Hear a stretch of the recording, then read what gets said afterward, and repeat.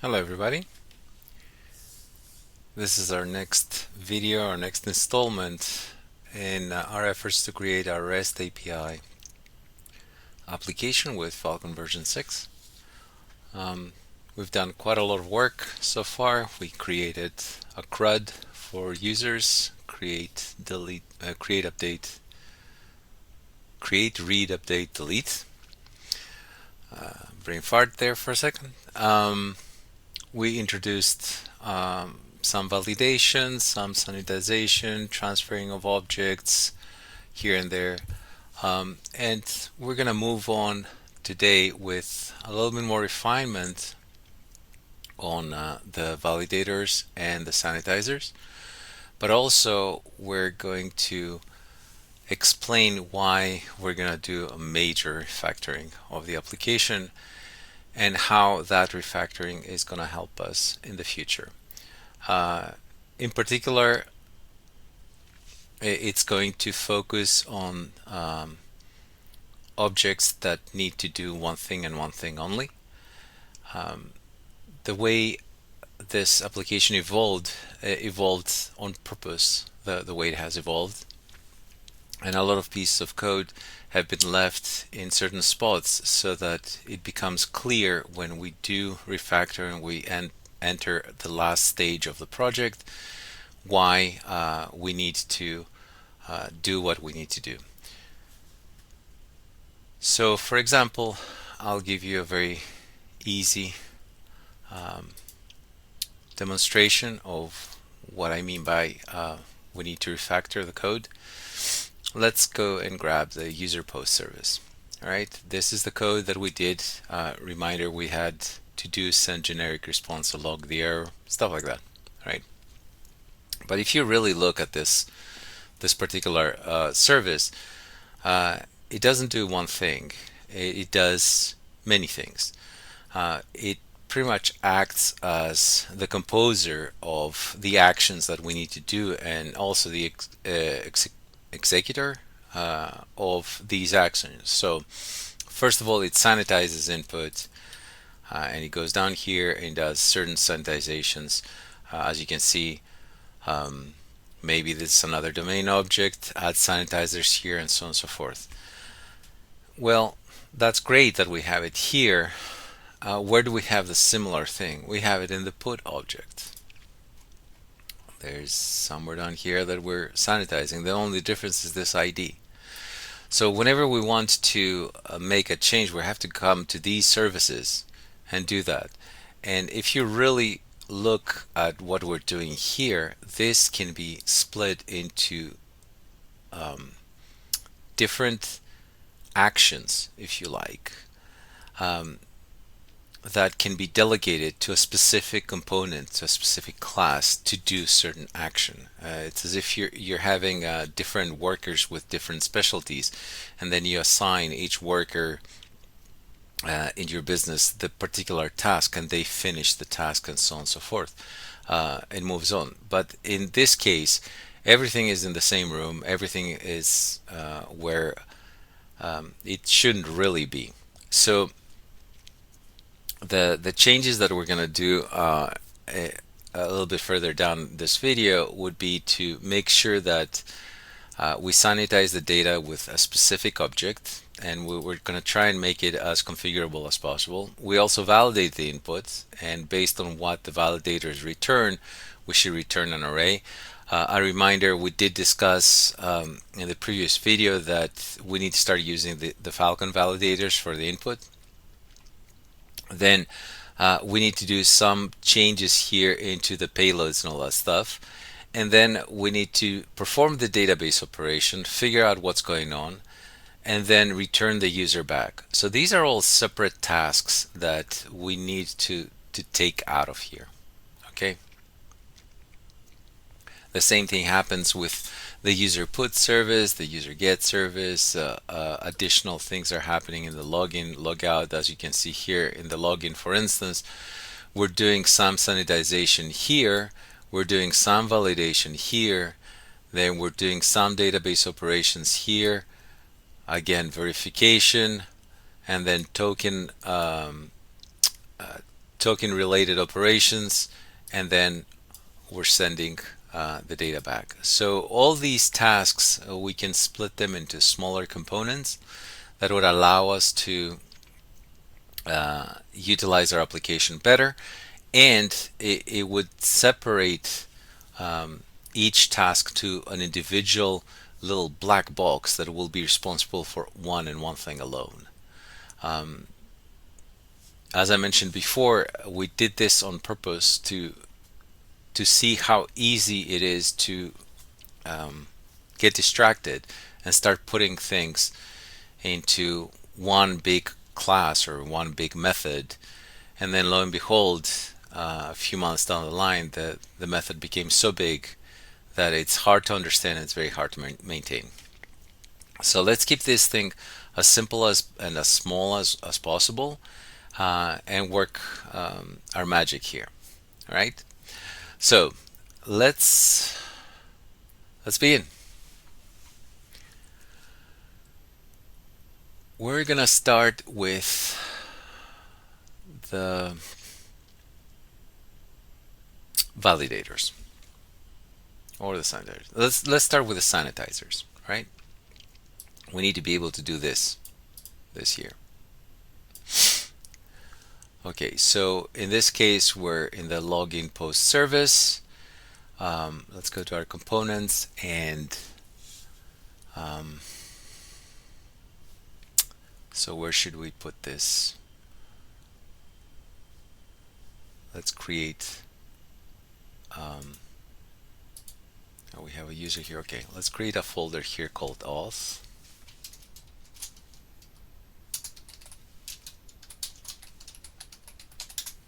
And it's Auth Validators.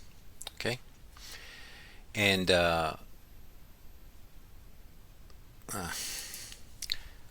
brain fart, sanitizers, because we're doing the sanitizer now. As far as the sanitizer is concerned, we need to create a sanitizing class, and in the auth realm, we have three fields. If you think about it, we have the email, the password, and the token. Now, I could create a sanitizer just for the login and use a different sanitizer for the refresh token and logout. I'm going to keep it as one with three different fields. Okay, so let me copy one of these classes over here and call it AuthSanitizer, and it's gonna be a final class, and we'll have none of that. So how are we gonna work with this? Well, we're gonna need the filter in this one, but also we need to be able for this to be interchangeable, so to speak, in future components. So in order for us to do that, not interchangeable, we need this to abide by an interface so that future components expect the interface rather than just a concrete class. That's what I was trying to say. So let's create an interface for this guy, and we're gonna put it, where should we put it? Let's put it under data source. Yeah, interfaces, and let's copy this.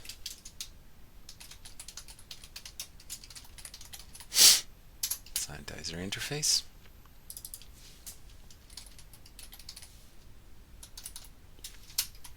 And the sanitizer interface will clearly have one method, which will be the sanitize.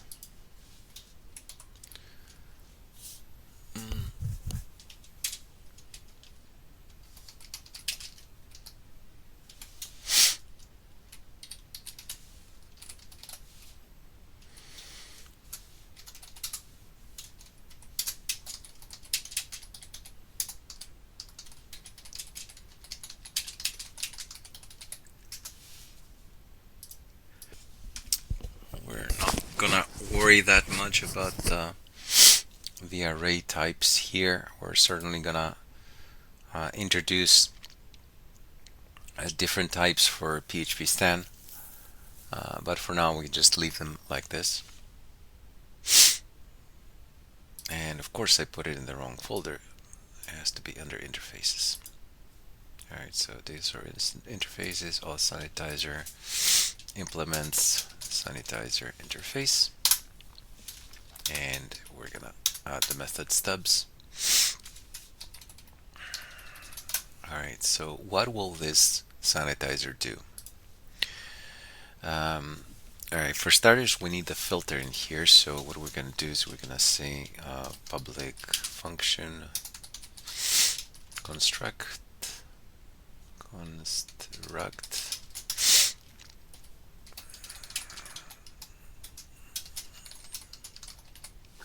filter interface filter.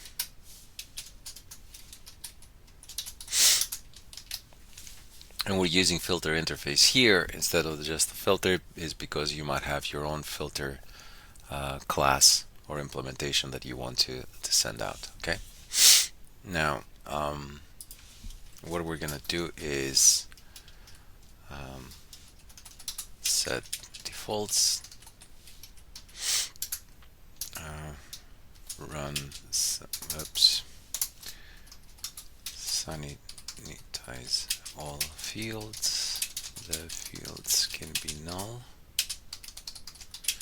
meaning they were not defined in the input array. If the value exists, then it will be sanitized. If there is no sanitizer,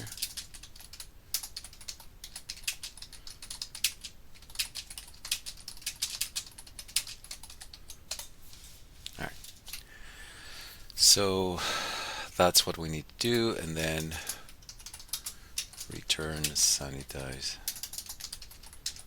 array. So for starters, we're gonna do is sanitize equals this, and then down here we're gonna do return sanitized. Okay, so that's pretty much what we want to do. Now, for the auth, we need those three fields, right? And we need to figure out exactly what these three fields should have as a default or as a sanitizer. So we're gonna go to my favorite, the enumerations, and want to create a directory called what? We have common, we have HTTP. These are gonna be sanitizers. So I guess we can just leave it as is, or yeah, or we should put data source sanitizers. I'll just leave it sanitizers for now. And we're gonna have one interface, one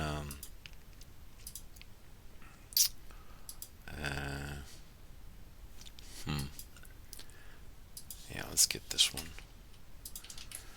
And this one we're gonna call it AuthSanitize.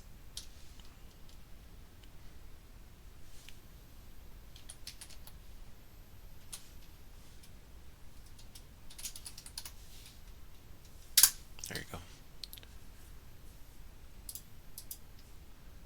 So all sanitizers num. And my all sanitizers in num will return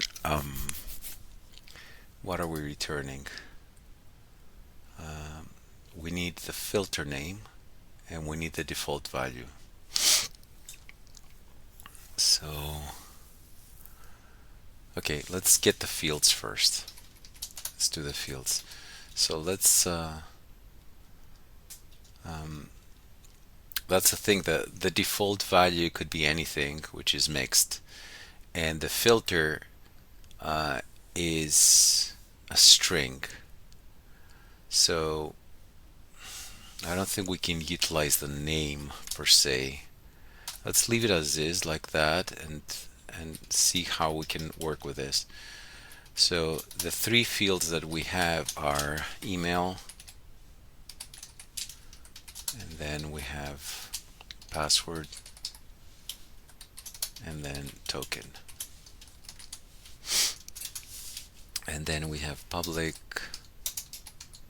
come on, function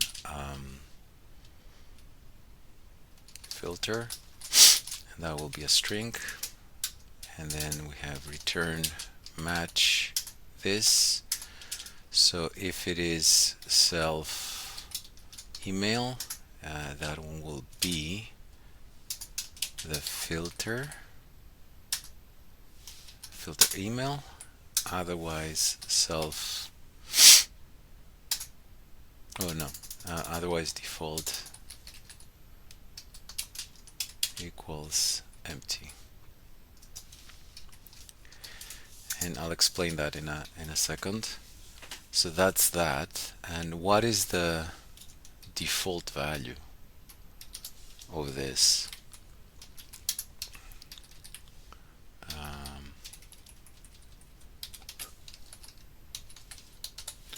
Default equals mixed, I guess. And for all of them it will be empty. It will be an empty string. Or maybe null. What did we have in our sanitizer before? Let's see. It's not this one. It's the login. Let me go back to the login real quick.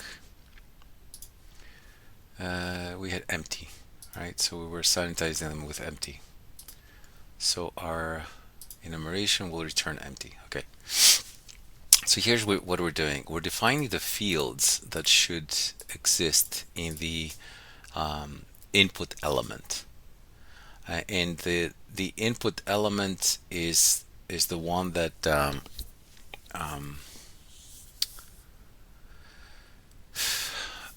is the one that comes from the user, right?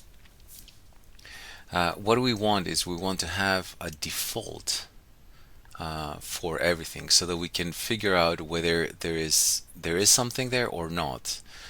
We did write here in the sanitizer, the fields can be null, meaning they were not defined in the input array. If the value exists, then they will be sanitized. So we need to figure out exactly what the null is and what the null is not. And we need to do that with this. So the default here actually is going to be null, because we want to make sure that here in this sanitizer we have the three fields and they get a default value of whatever we have. Certainly you will have some input here. You might have the email, you might have the password passed in. They could be empty arrays and so on and so forth. But the resulting array of this operation should be an array that I can clean up with a very quick array filter or something like that. And that one will keep only the fields that have been set, and those are the ones that are not null.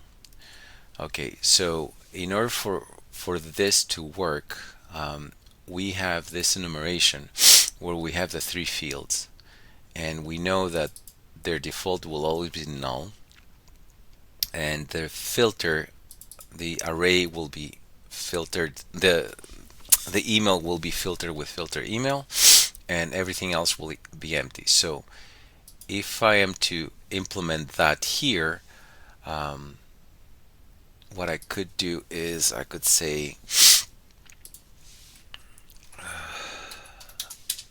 enum equals AuthSanitizers enum cases,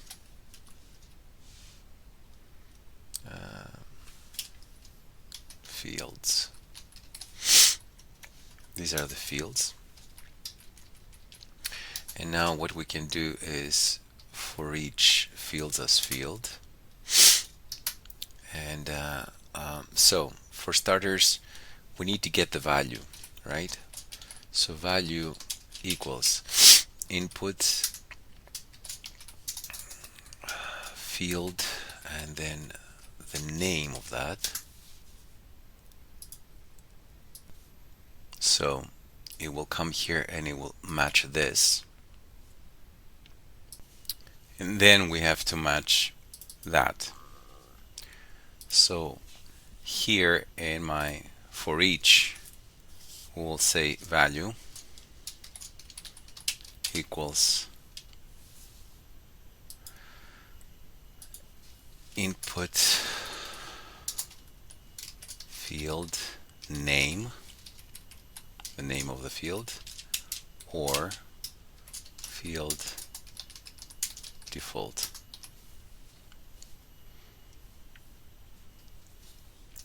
The next thing we have to do is to figure out whether the value is null or not, because the default has been null here. So we just leave those in there. And now we need to sanitize the value. Or filter. Actually, no. We're going to call it sanitizer. Equals, because the filter is here, this variable. Field. I'm going to leave that sanitizer, so I'm going to rename this to sanitizer to avoid confusion with the actual filter object. And if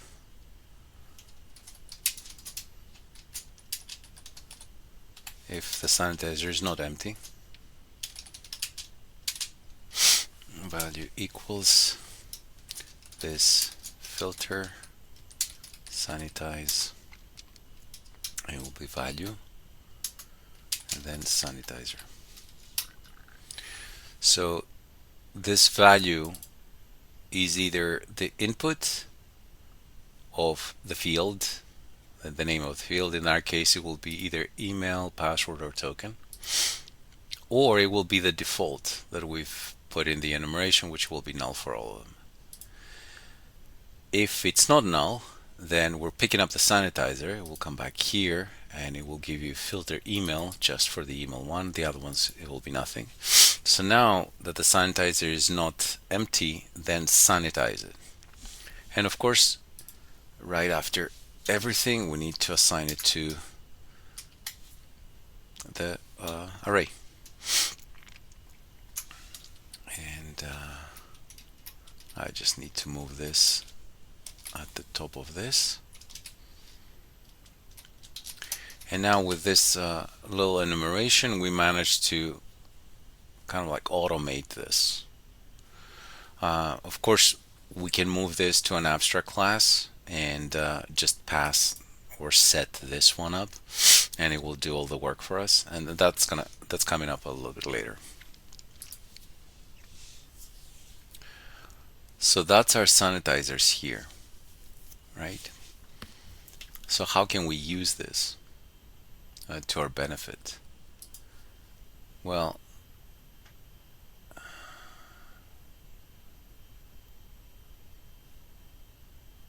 we can certainly do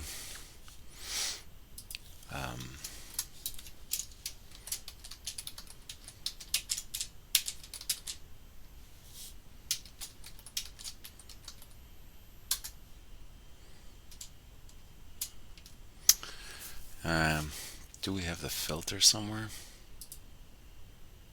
Yes, we do.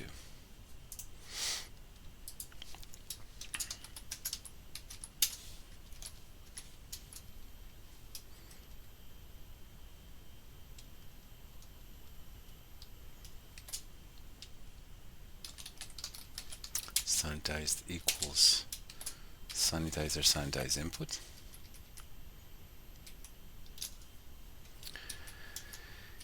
And now we can just leave it like this.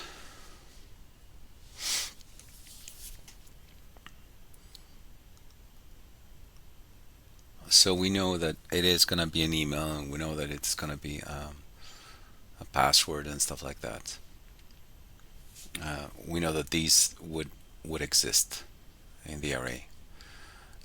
This one handles validation, so it's not this responsibility. So we just have to do this and this.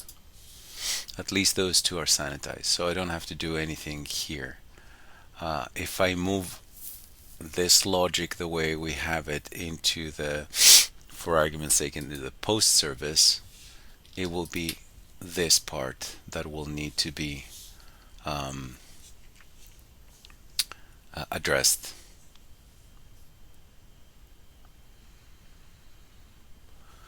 We'd also have to figure out where we do these manipulations, these operations. Do we do them in the database right before insert or somewhere else?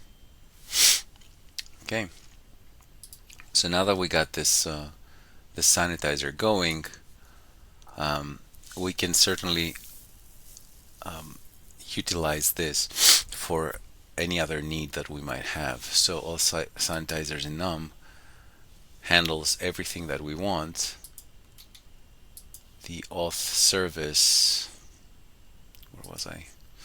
Sorry, the AuthSanitizer here will just need to receive a different enumeration, and then by using the code that we have here, it will always do the sanitization the way we need to. So we can create different sanitizers that will take advantage of this and will clean up the data the way we want to.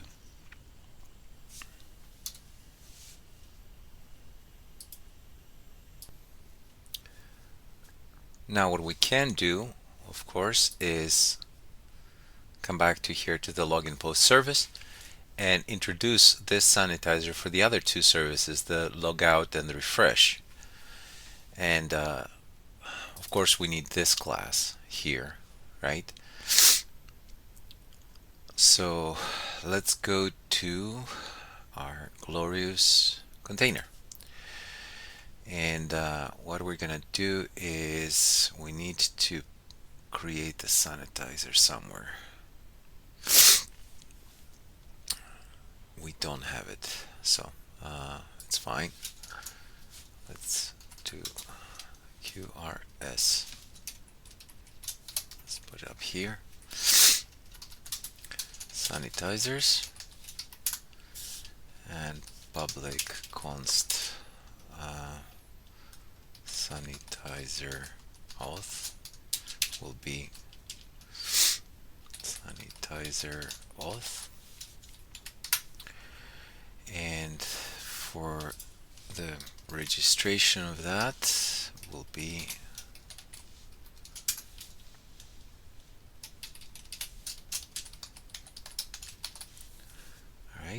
get service sanitizer auth, and we know that this one we need to have the filter service. Let's see where we can put it here. QRS down here. Actually, let's copy that one. And it will be get service sanitizer auth.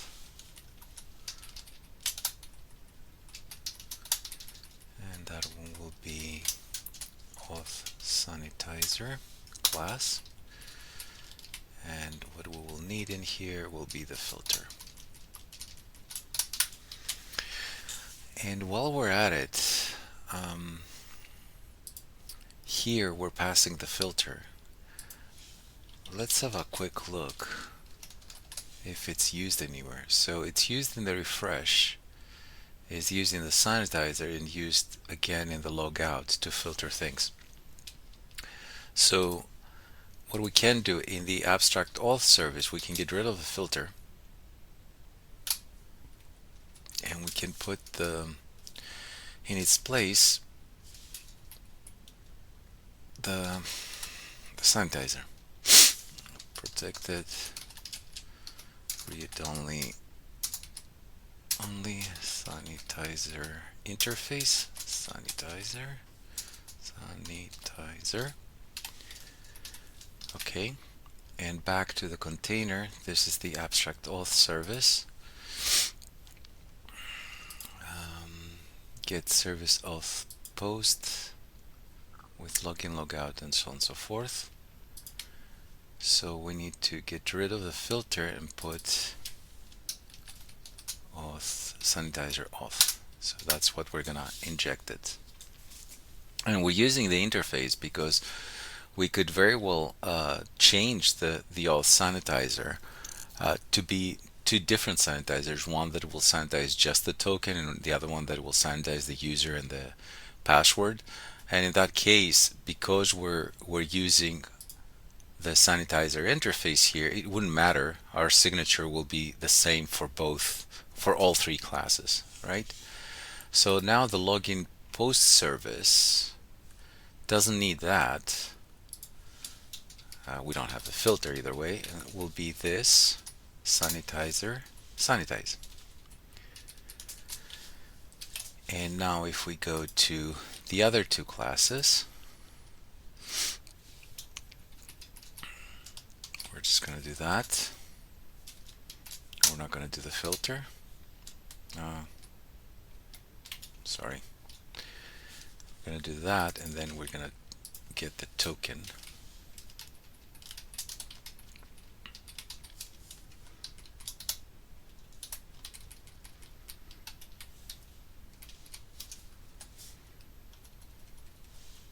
There you go. And we don't need this. And now in the refresh, we have exactly the same thing. We're going to work on this code, the common code, potentially a trait later on, and that would actually help us. So let's try and put some sanitizers for the user part. And in order to get the user part, we have AuthSanitizer here. Do we have any? No. Let's do a directory here.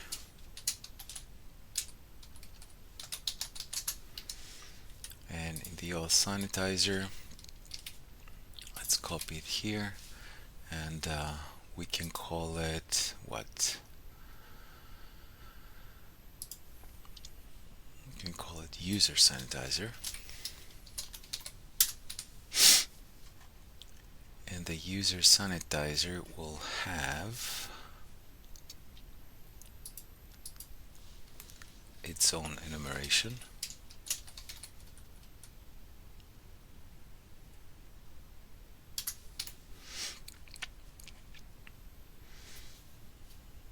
And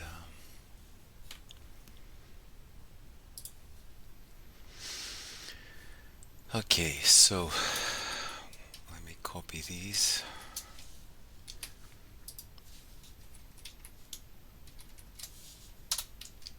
Like that, and like that. And let's copy this too.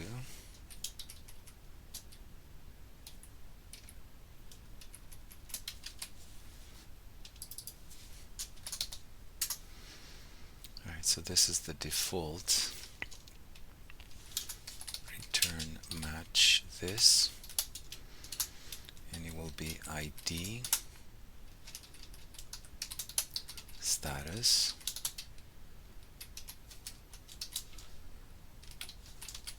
and these two.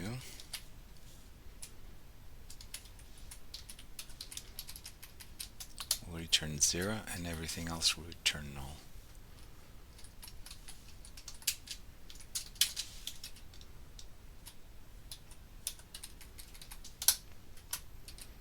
Okay, and then we need to close this, and now we need to do the case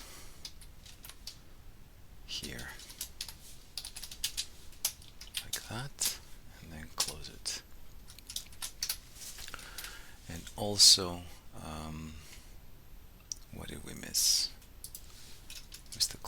here. Also, what we need to do is we need to have an interface on this. So let's copy this, sanitizer's num interface.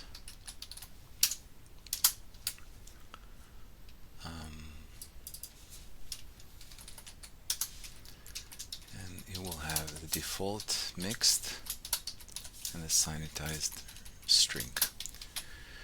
And we're going to utilize this interface on both of them.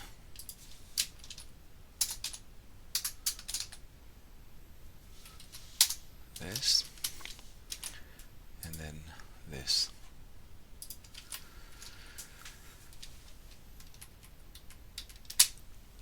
Alright, so why do we use the interface? Because we need to tell each sanitizer what they're supposed to do, irrespective of what sanitizer we post to them or we send them. We can, this one says all sanitizers.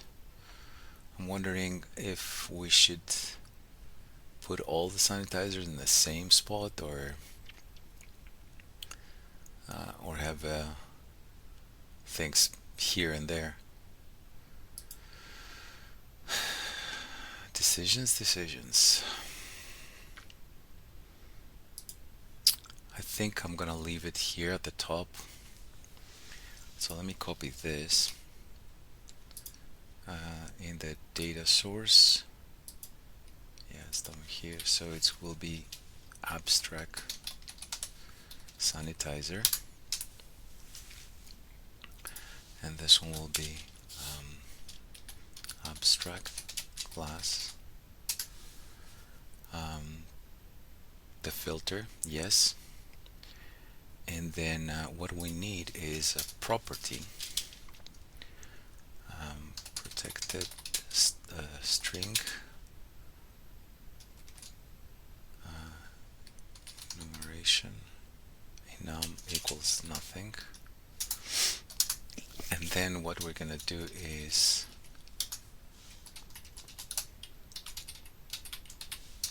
this enum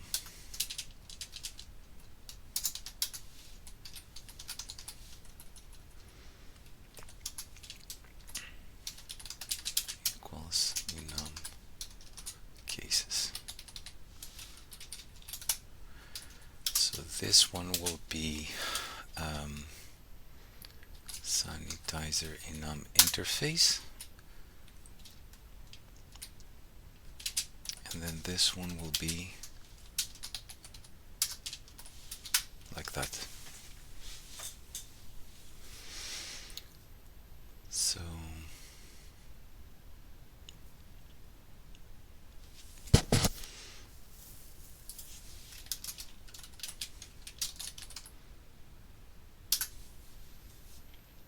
I should have picked it up.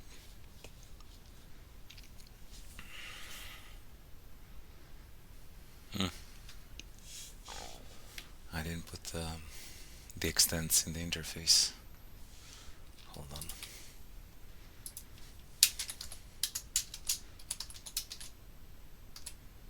Unity num. There you go. So close that. There you go. The name is fine. And we have an error somewhere here. Okay. So we have this abstract sanitizer, and it has all of our code, the way we've done things with the enumeration. And the only thing that remains is this enumeration here. So if I go back to the AuthSanitizer, we can do extends abstract sanitizer. We don't need the constructor, we don't need sanitize. All we need is this, and then this one will be AuthSanitizer enum class. So now for the user sanitizers, I will do exactly the same thing, but I will pass a different enumeration. and the different enumeration will be the one for the one that I just created somewhere here.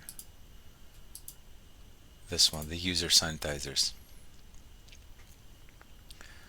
Alright, we made a mistake here. It should be self, like that. Good thing I opened it.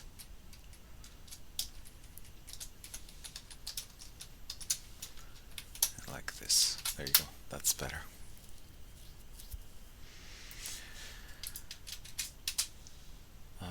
So UserSanitizer. We need to extend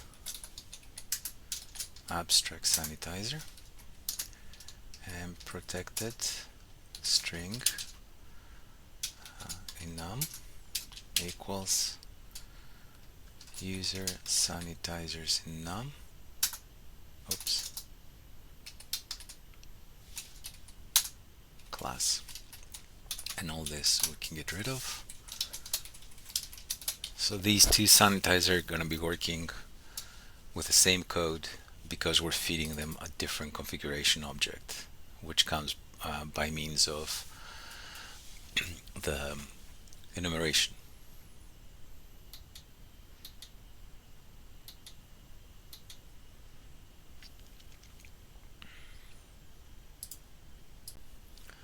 Let us make sure that everything is fine.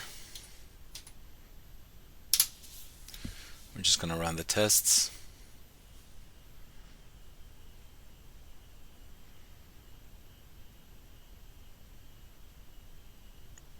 Excellent. So we did make our change. We put different sanitizers in there, and everything is working as it should. Now, what we need to do is we need to silence the phone.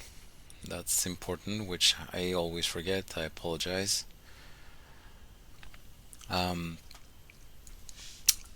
we need to work on validators. And validators, remember, we discussed a little bit about putting all this validation inside, utilizing the Phalcon validators and putting the validation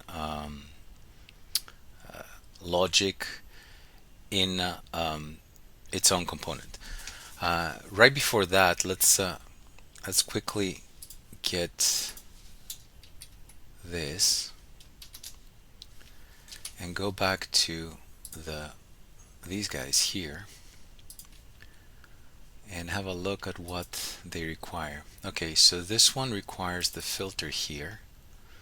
I'm going to try and do the same change that we did here with the sanitizer interface to put it into this.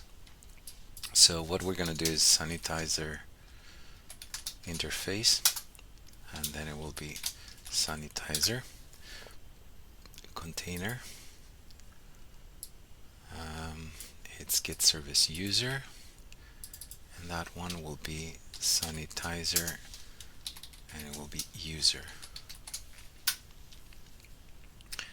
And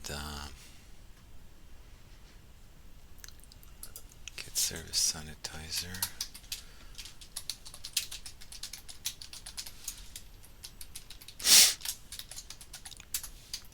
And then it's gonna be class string. Get service sanitizer will be there, and then will be auth sanitizer class and user sanitizer class, and this one will be user.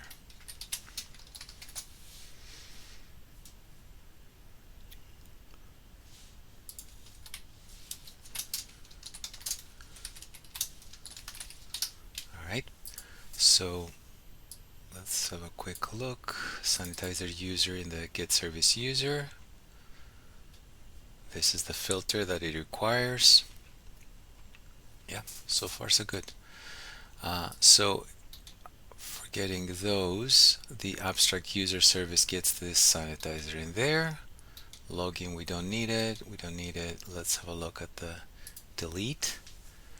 Okay, it doesn't know about the insert. Let me get this and go back to the delete. And I'm gonna do this, and it's gonna be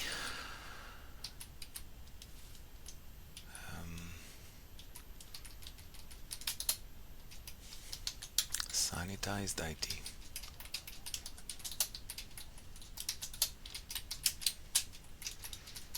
And we're gonna have to copy the same thing to the get service.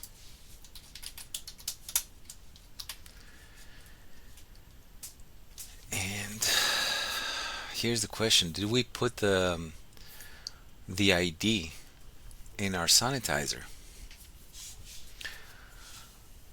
And there's only one way to find out. Just to go and see. UserSanitizers in num. Yeah, we do have the ID, and the ID defaults to 0. Excellent. So we have that. Now let's go to the post, and the post should be like that, and then we're using it as input data. Let's go sanitized and then throw that one in there. Okay, and immediately we're at 184 lines. Immediately this one goes away. I have to keep these two. I have to make sure that these things are implemented somewhere. So what I'm going to do is I'm going to cut them and get rid of this, because we don't need this method. Immediately we're at 140 lines, and let me just paste these ones here and then keep them.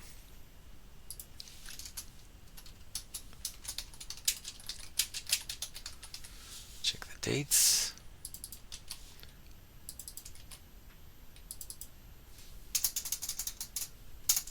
Sanitize password. Okay, so far so good. That one needs to be copied. Come back again here. Paste it there. Like that. And we have this. Let's get rid of this method. Nice. And we'll put it here just to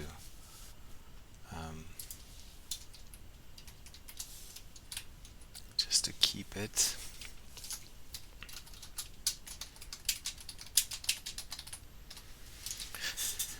And we need to change the sanitized here. Alright, so that one is moving along nicely. We got rid of the filter service and we're using the sanitizer. Again here, get service, delete service, perfect. And the same thing with the post. So we have removed this sanitization from our services, and we put it in a dedicated component which allows us to do whatever we need. Now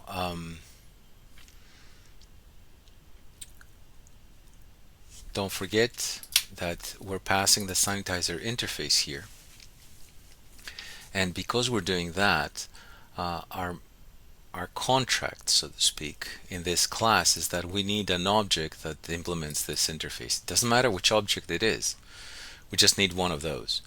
So I could potentially, send the auth sanitizer, and the code will not complain. Of course, it would not behave the way we expected, because it will be missing IDs and emails and token passwords and all that stuff, all those fields that exist in the user realm instead of the authentication realm. But still, I could easily pass a new class and the code will not complain, right? The reason we use the interface will become more apparent in a short while when we start talking about validators. So for validators, we did talk briefly about using the Phalcon validators in order to perform whatever tasks we need. I'll come over here in the, let's say, user put service. If we go all the way to the bottom, this is the validated input. So here's where we check whether this is going on. And again, I did this on purpose the last time around because I wanted to showcase that it's extremely easy to load up a class with more than one responsibility. It's simple as copy paste, right? So, okay, we were sanitizing stuff here last week or last episode rather, and then we just created this little validate input to do the sanitization. In reality, this is not the responsibility of this component. It's the responsibility of the validation component, or any name you want to call it. So by adding this tiny little class here, we actually put more load and more responsibilities into this class, and we have to correct it. We have to move this into its own class so that it's able to, it allows us to extend this and make sure that everybody does only one job. Okay, everybody meaning every class. So for our purposes here, what we're going to do is, for starters, we're going to create a new folder called validation. And in this validation folder, we're going to create an interface, an abstract class, and a validator. And I'll explain what we use those for. So let me create the classes and then we're going to go for it. So validator interface.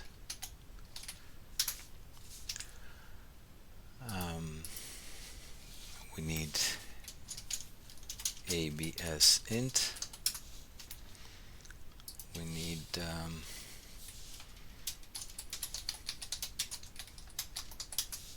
and then one more will be the results. Okay, let's clean those. Abstract, no. I picked the wrong class to copy. That's okay. We need to get rid of all of these. Abstract validator, that's fine.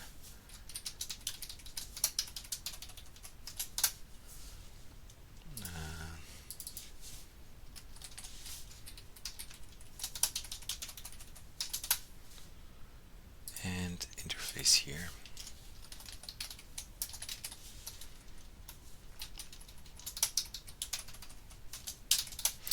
Alright, so let's start with the beginning, about the interface. We need to have a contract or a way where we can send some input in and it validates everything based on a predefined set of fields that we attached validators to. So I'll just paste the code here, and you see it says result. Why? It should be Phalcon API domain. It's not infrastructure, sorry. It's data source and then validation. Yes. Okay. So this is what we expect. We expect a method called validate, and that method will return a result. And the result is a new object that we have. It's this one here, and we're going to use this little object to to allow us to transfer data back and forth. Let me just quickly copy it and you will see what I mean. So the actual validation should return an object back which has whatever validation errors or an empty array. And this is what this little class is doing.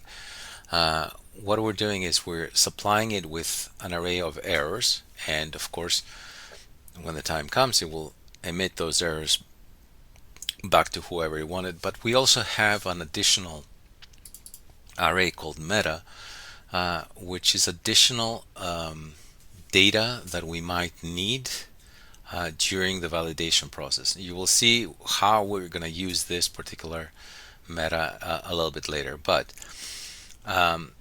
what we have is we have two helper methods. One is a static error and then a static success. So the success returns its new self, and that's the OK. The error again returns the self with the errors, whatever we passed. Then you have get errors, get meta, and of course set meta. And if the result is valid, if it's valid means that it's okay, it's a success. If not, means that you have errors, and then that one has a problem. Okay. And what we need to do is we need to get a new validator, the ABS int here.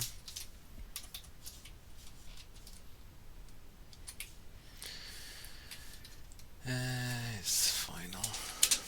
So for this one, I'm not going to stay that much on this one. This is a new validator that I created just for me to check the ID of a supplied record, primarily in the put operation, the edit. It will extend numericality, meaning that we need a number all the time, and I just changed the name, the template, the error. So in the validate, it will first call the parent, which is the numericality, and if it's not a number, then it will return false. And then later on, it goes and picks up the value and just says, okay, if the value is less or equals than 0, just return back an error. Okay, it's a simple extended validator from Phalcon. This is just functionality that you can reuse. But for the other class, what we need to do is we need to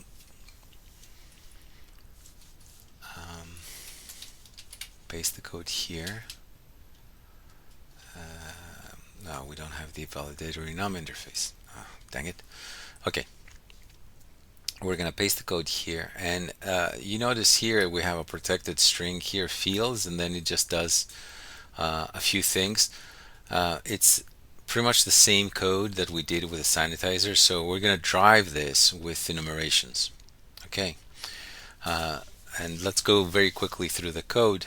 You have an enumeration that has some data, and you're going to see how that one is structured. And then what it does is it loops through this enumeration, and it says, okay, for every element, give me the validators array.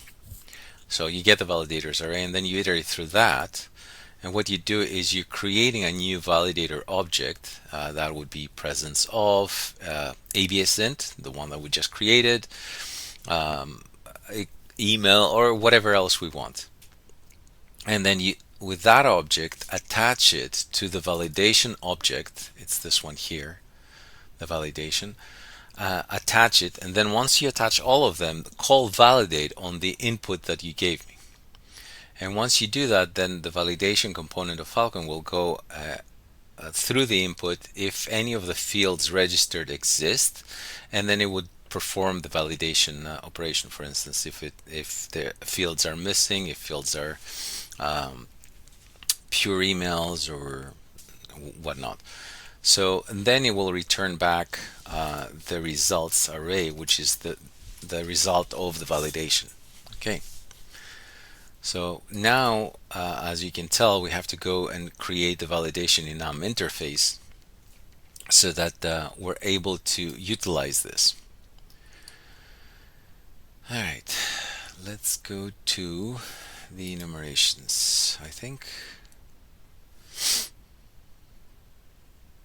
Yes, enums. So sanitizers is there.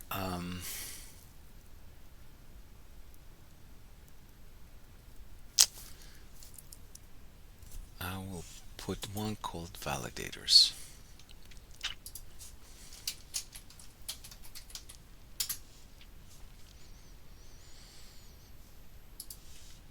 And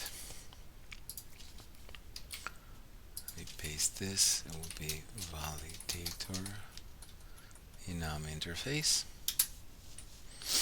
And what we're going to have is validators will be array. This one will be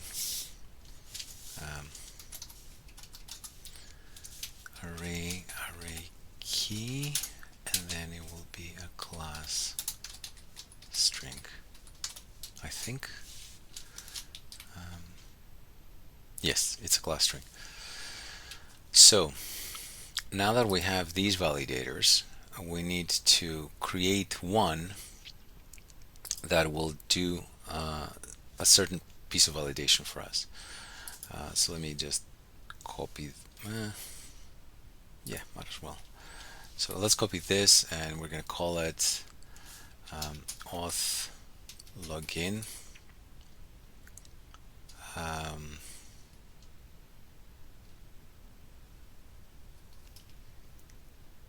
Auth login sanitizer enum.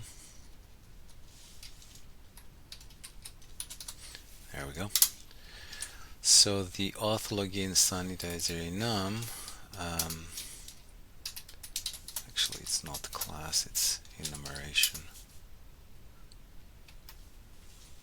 What is it doing? My autocomplete is drunk. It's not auth login sanitizer, it's auth login validator. Alright, so again, mistake. Auth login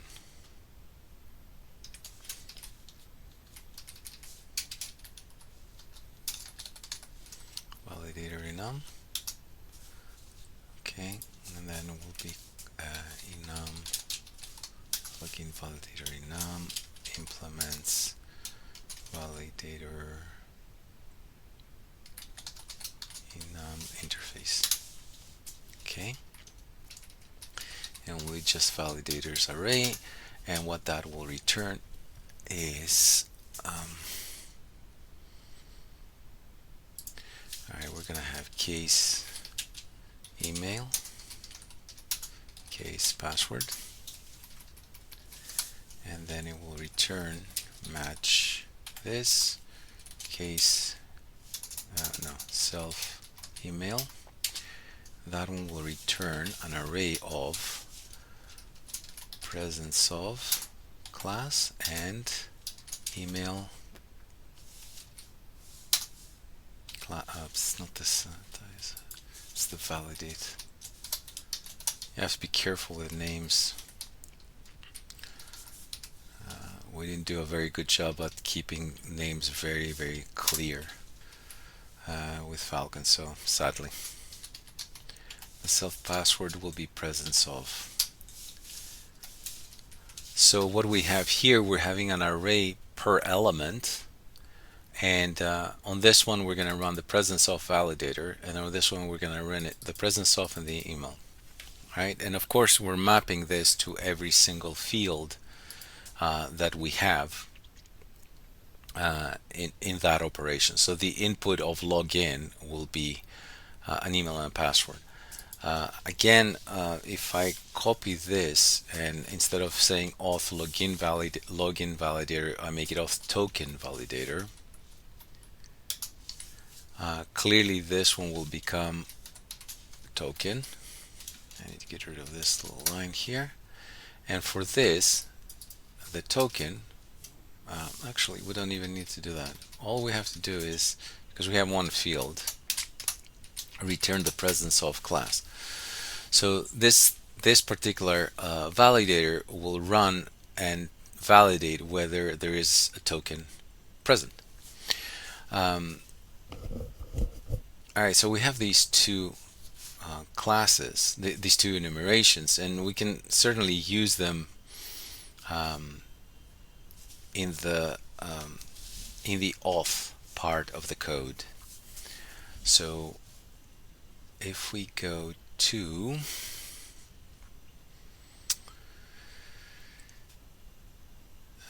the validators of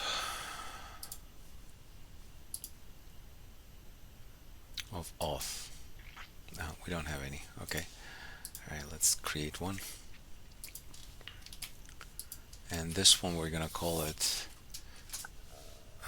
no, I don't want to copy the directory. I want to copy this file. And we're going to call it auth login validator. And this validator would have that. Let me just copy this. Alright, so we need to import abstract validator. And for the fields, what is my enumeration? Auth login validator num.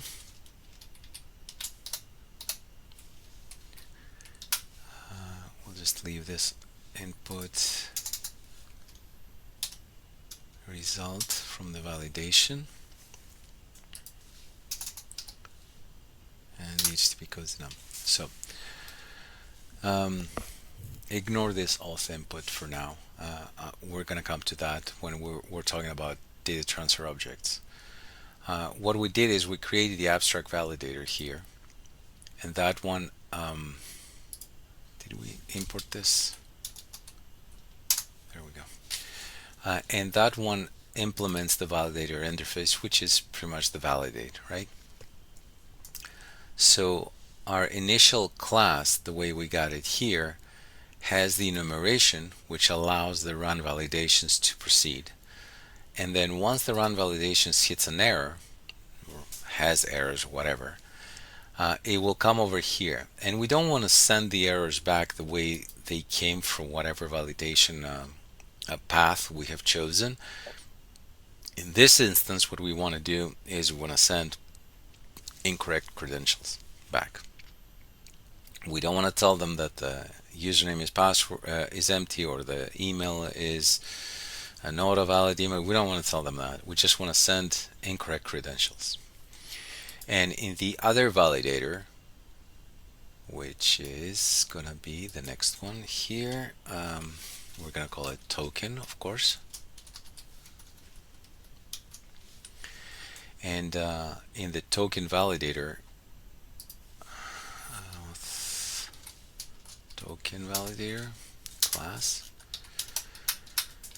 we're just going to run that, and we're just going to say app token not present.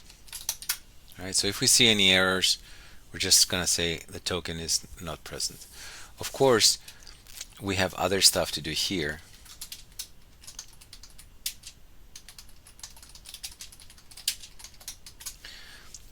And we'll come to that later. But this is how we created these two validators. And now all we have to do is just tie them to their respective service and let the service use them.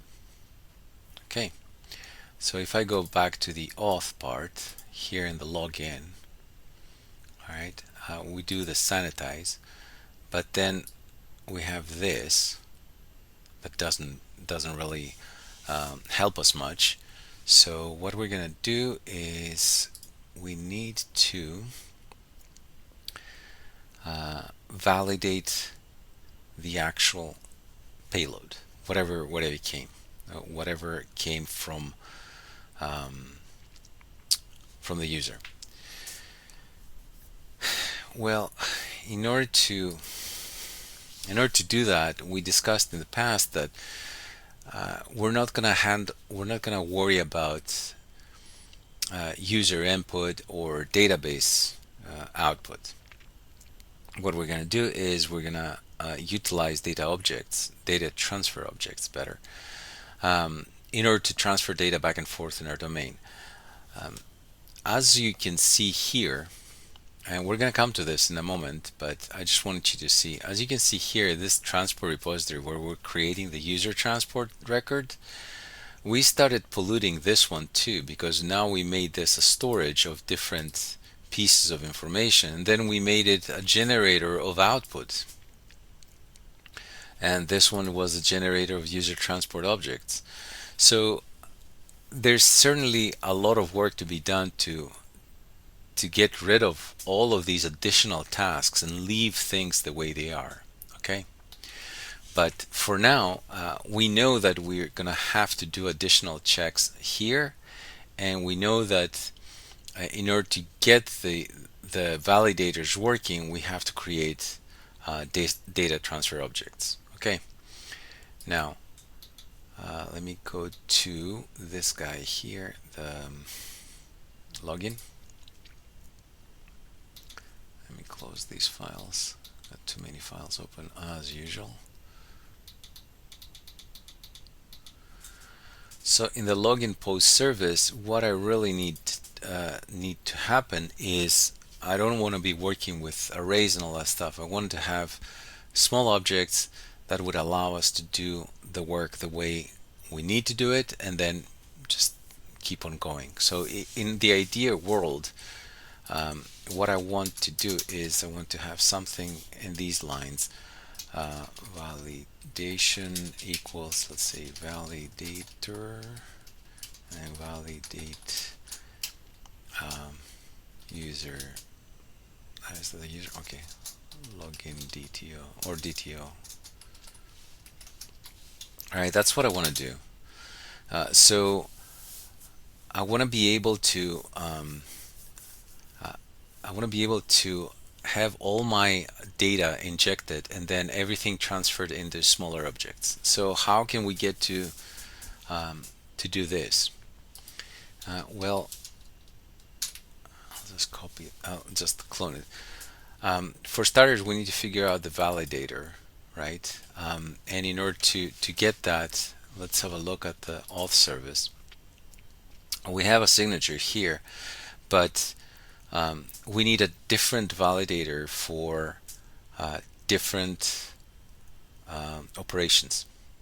So the best way to do that is to do a method injection, just to inject the objects here in the method, and that one will be the one that runs, instead of just letting everything run the way it runs with the constructor, and let the constructor have whatever it needs to do to construct the objects. Okay, so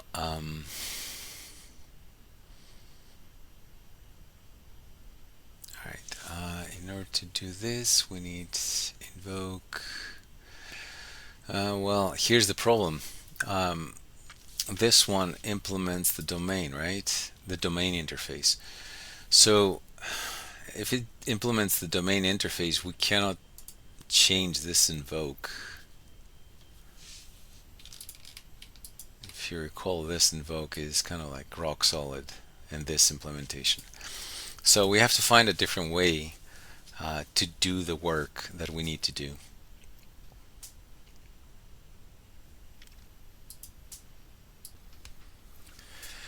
So we started using the transport repository, and in particular the user transport, which is a read-only object that offers some helper methods and all that, and it stores a database object or an object for us. Actually, it's a database object translated into a domain object for us. So the input here is just a DB record, and then it creates the array. Now, this implementation is fine, but one could turn around and say, well, it's a little bit slower than what it should be because it uses call. I mean, you could certainly create properties for that. And since we do want to use data transfer objects, DTOs, in the application, we kind of like abused this particular object. So we're going to simplify things, and by simplifying things, we're going to create one DTO that comes from the user side and one DTO that comes from the database side. So whatever a user submits, whether this is a post or a put or anything else, the request raw body, it's going to be translated into a DTO, and then that one will be the one that gets injected in the validator or the validators. And once you go to the other side, the right side of the whole workflow, and you have to make a database call and you get a record back, then that record will be fed into another DTO to create it and send it so that we can use it throughout the application. So for now, because we're talking about the auth service, this is the UserTransport one. We were talking about this guy here, the login. Let's create a DTO just for authentication, and then let's see how that one helps us with our tasks. What we're going to do first is we're going to create an abstract class that will help us create all these DTOs, right? So under here, abstract sanitizer, let's do F5 abstract value object. That's how I was going to call it. And this value object will allow us to create very quickly and very easily these objects. All right, so it doesn't implement anything. Let's paste the code here, and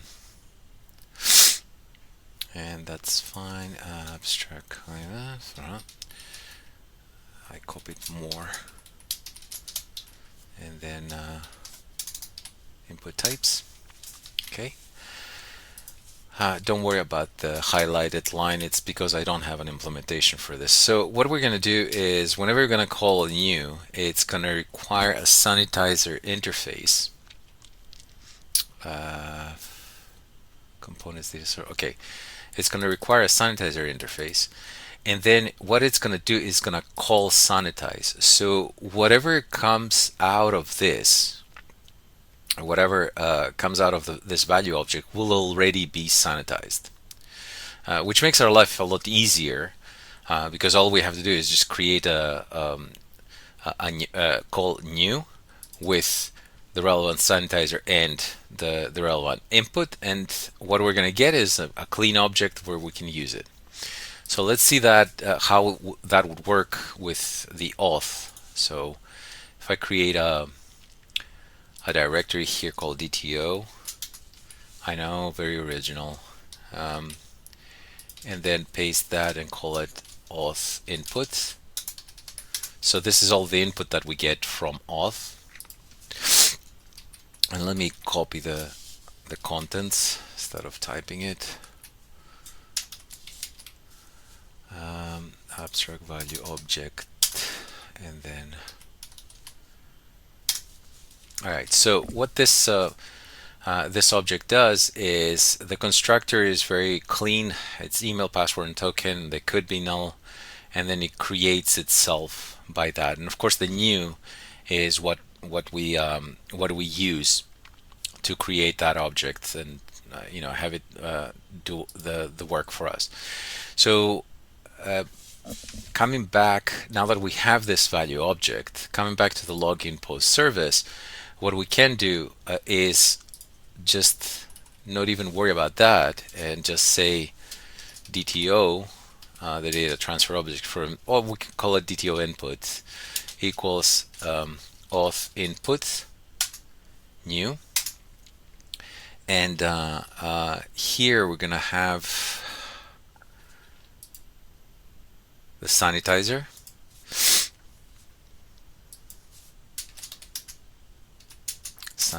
and input.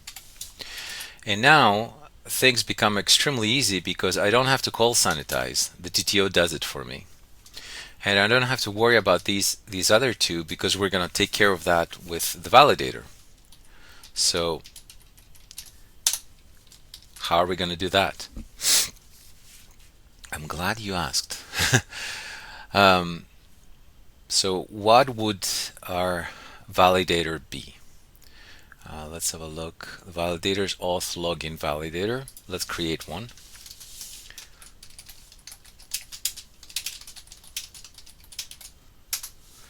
And this one requires a validation interface. We don't have one here. No. Okay. It's all right. New validation. And I don't want it to pass anything. And in this validator, all we have to do is just call validation equals validator validate DTO. And coming down here, we just need to do if not validation is validation is, hold on,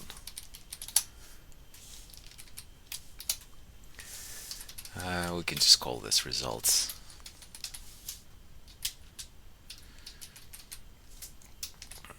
Results, if it's not valid, then send a payload of unauthorized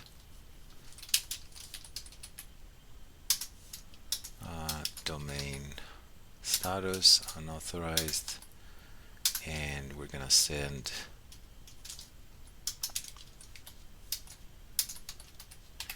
errors result get errors. So we pretty much changed the way things are. Here we shrunk the code significantly, and also down here you see we're missing the email. We're gonna do email equals DTO email, and that's a string. And then we can have our find email and so on and so forth. And we also have the password here. We're gonna pick it up again as well. Actually, we need to do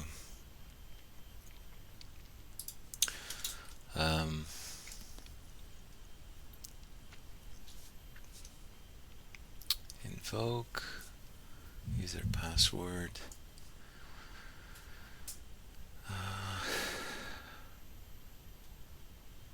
We got it here, okay. And then db user, we're just gonna put here password equals DTO password, and that's a string as well. There you go. So if I run my tests now, get service sanitizer auth, I got a mistake, a typo most likely in our container. Somewhere here, there you go. This one.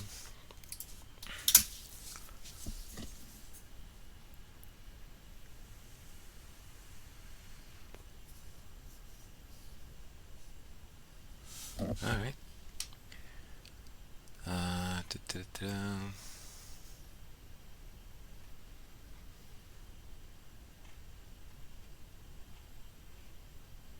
Test service success. This is okay. It's the abstract user service.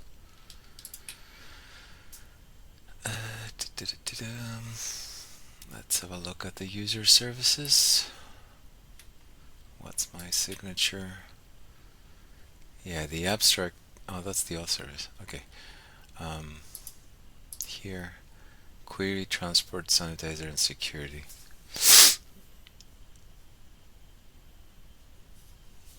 Most likely this one is in the tests.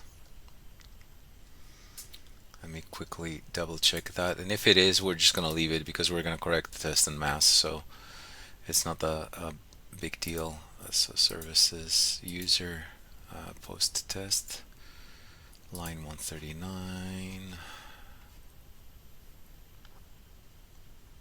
Yeah, it is in the test because we're creating the user service here and we're injecting components into it.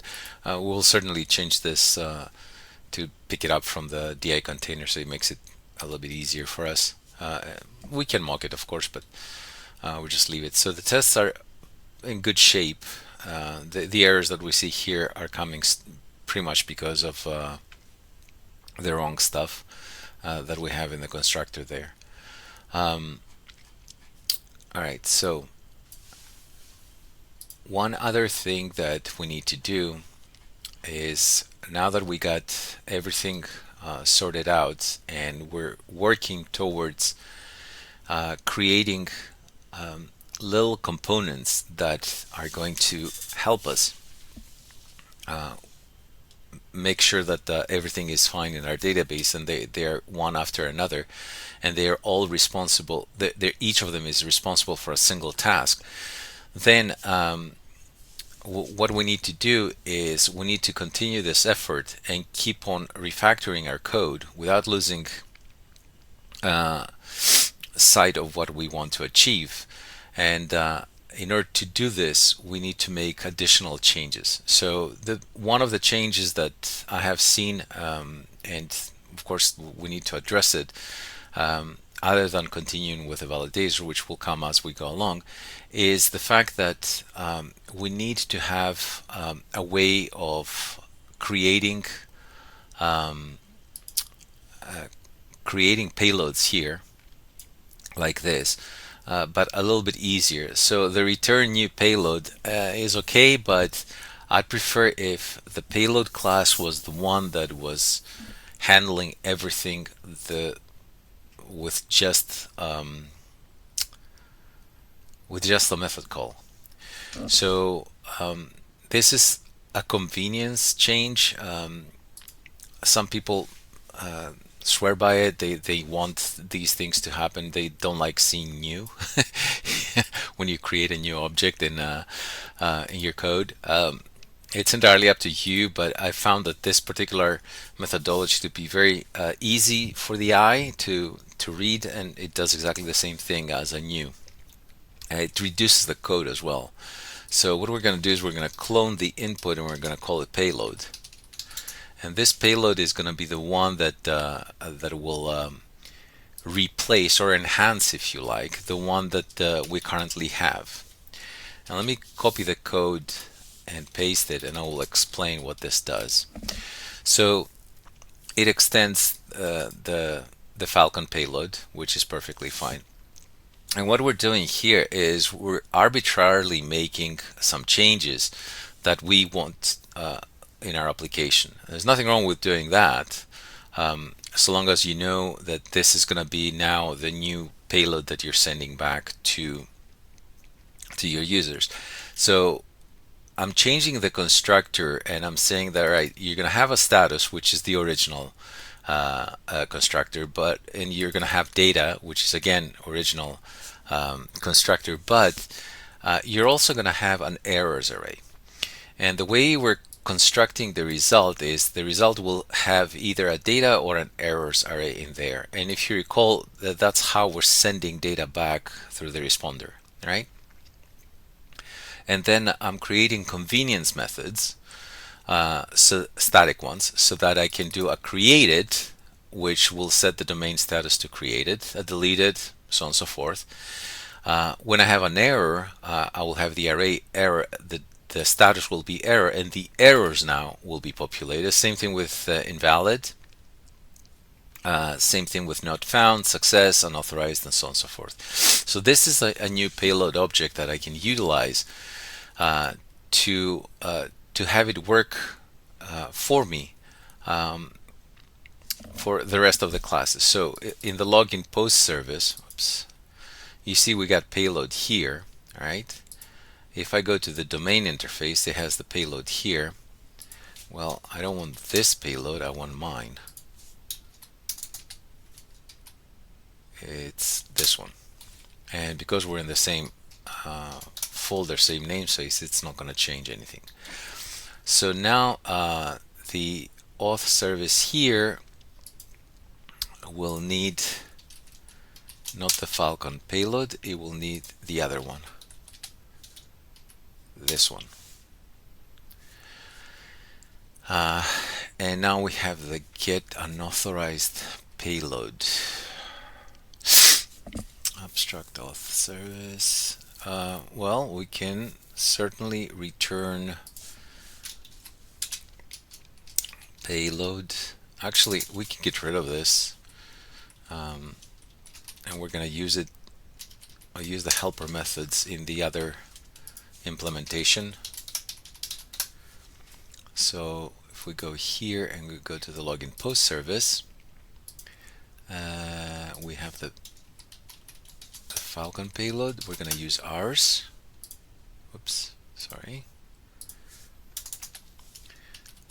This one. And now this one, the unauthorized that we want to do, it's going to change to return payload unauthorized results get errors. Now, certainly a little bit shorter, but it does the trick. It helps us identify where what we need to do, and we can do the same thing here. Unauthorized. There you go. And what else do we have? This one is the success one. So payload success, and then results, because the data is being created inside the payload. So we're shrinking our code in a sense quite a bit by making all these utility methods and making sure that all our if statements are correct. We're delegating to different components and so on and so forth, different tasks. So I'll put a to do here. This needs to be created by the DI. All right. So we don't really want to do a new. It would be best if it's created by the DI and it's injected in here. All right, so LogoutPostService. Okay, with the power of video editing, I'm just going to go and change all these payload definitions. And with the power of video editing, I went ahead and changed all the references to these payload objects, and also found all the return new payload references in the code, which are quite a few, and replaced them with our new structure. And this makes it a lot easier for somebody to identify, and you're just putting the responsibility of creating a new object to the payload class. Now, if we look at this code here, and remember we started with the premise that we had a lot more responsibilities creeping into one particular operation, and this operation is the refresh, for instance, right? So what did we have? We had the sanitizing here, so all right, we delegated that to a sanitizer. We're certainly going to put a validator here, that's coming up. Then we have a token object here, and we're just checking if it has the refresh object, the refresh token. Then we're checking the user, so there's the database operation over here. Then we're validating again, and then we're issuing new tokens, and then we're checking the cache. So there's a lot going on here that we shouldn't be doing. We should be delegating it to other classes that will have that responsibility, and we would work only with the results. So the glaring, the obvious thing is this is a cache operation, where this is a token operation, right?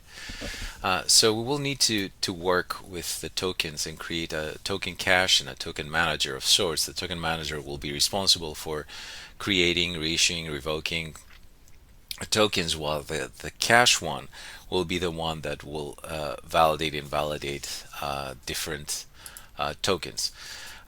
Before we move on those, we have to do what we said that we're going to do. We have to start using our data transfer objects throughout our domain.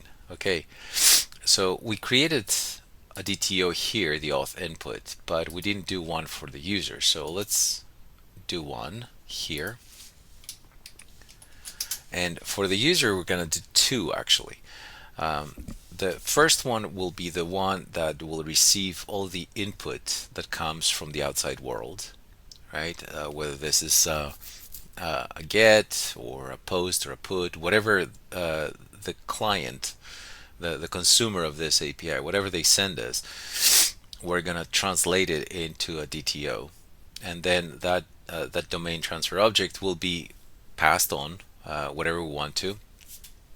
Note that this is what we intend on passing into our validators in order to validate the data.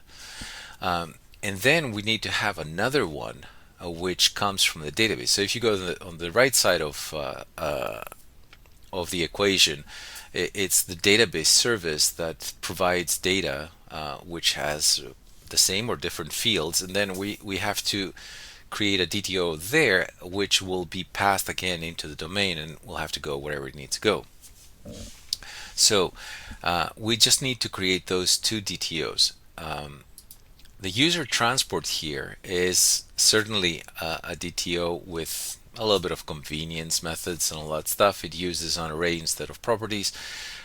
This one will become obsolete primarily because it was actually acting as a translator as well. So it was translating, so to speak, the USR password into password.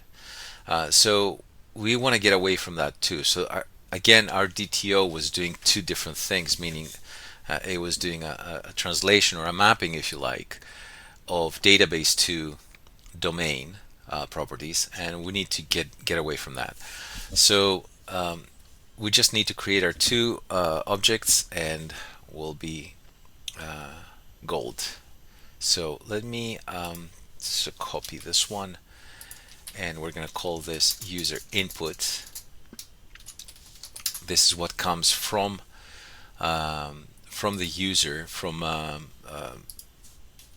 the internet, whoever is consuming our API. So let me click on this, and let me go up here, and let me paste the contents, and let's see what references we need to create. Input types, and then abstract value object. All right. So this one, remember, this one receives data and creates it accordingly based on the from array, which is down here. And the from array creates some default values for our object. So whatever has not been passed through the sanitized array, it will initialize it. And the other one, let's call it user. And this one will be, no, I don't want to add it to Git. This one will be a little bit simpler. We're not going to utilize the abstract value object. We're going to just have it like this. So it receives certain inputs in these properties, and then it creates a to array. And that's it. That's all we need to do. Delete that, delete that. All right. So now that we have these two data transfer objects, we also, and I kind of said it a little bit earlier, we need kind of like a translator back and forth. And that translator will be a mapper. So hold on. Where is it? Sanitizers interface. There you go. So in order for us to have a mapper, we need to create a mapper interface. And the reason we're doing an interface here is because it's reasonable to think that we're going to have more than one a mapper in our database in our application. So utilizing the interface makes perfect sense. So we're gonna paste that. We need to import the user types and then user input. That's our DTO.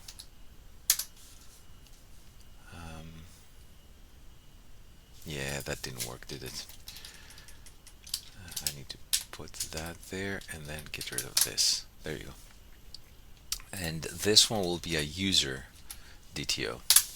So in this operation, the DB operation, we're grabbing a user input and we're getting an array. So we're mapping a domain user to a DB row. So this is from left to right. The input came over, we have a user DTO and it's traveling and it's going all the way to the right, and it needs to be stored in the database. So this one will translate, so to speak, will map my DTO, my input DTO, to a database row. This one is the reverse. It's going from right to left. So on the right side we got our database record as an array. We're dumping it in there and then we're ending up with the user record. And then for this one, the input one is we're mapping an input row that came in as an input to a domain user, and this one we use it only once or twice, so I'm not 100% sure if it's entirely necessary, but it's fine that it's here. And now that we have this interface, we can create a mappers directory and we can create a user mapper class. And this is the full implementation of what how things will be translated from one object to another. All right, clearly we need our references. User here, and then we need user input, and of course mapper interface. All right, so now we have the means to translate one object from one to another. Okay.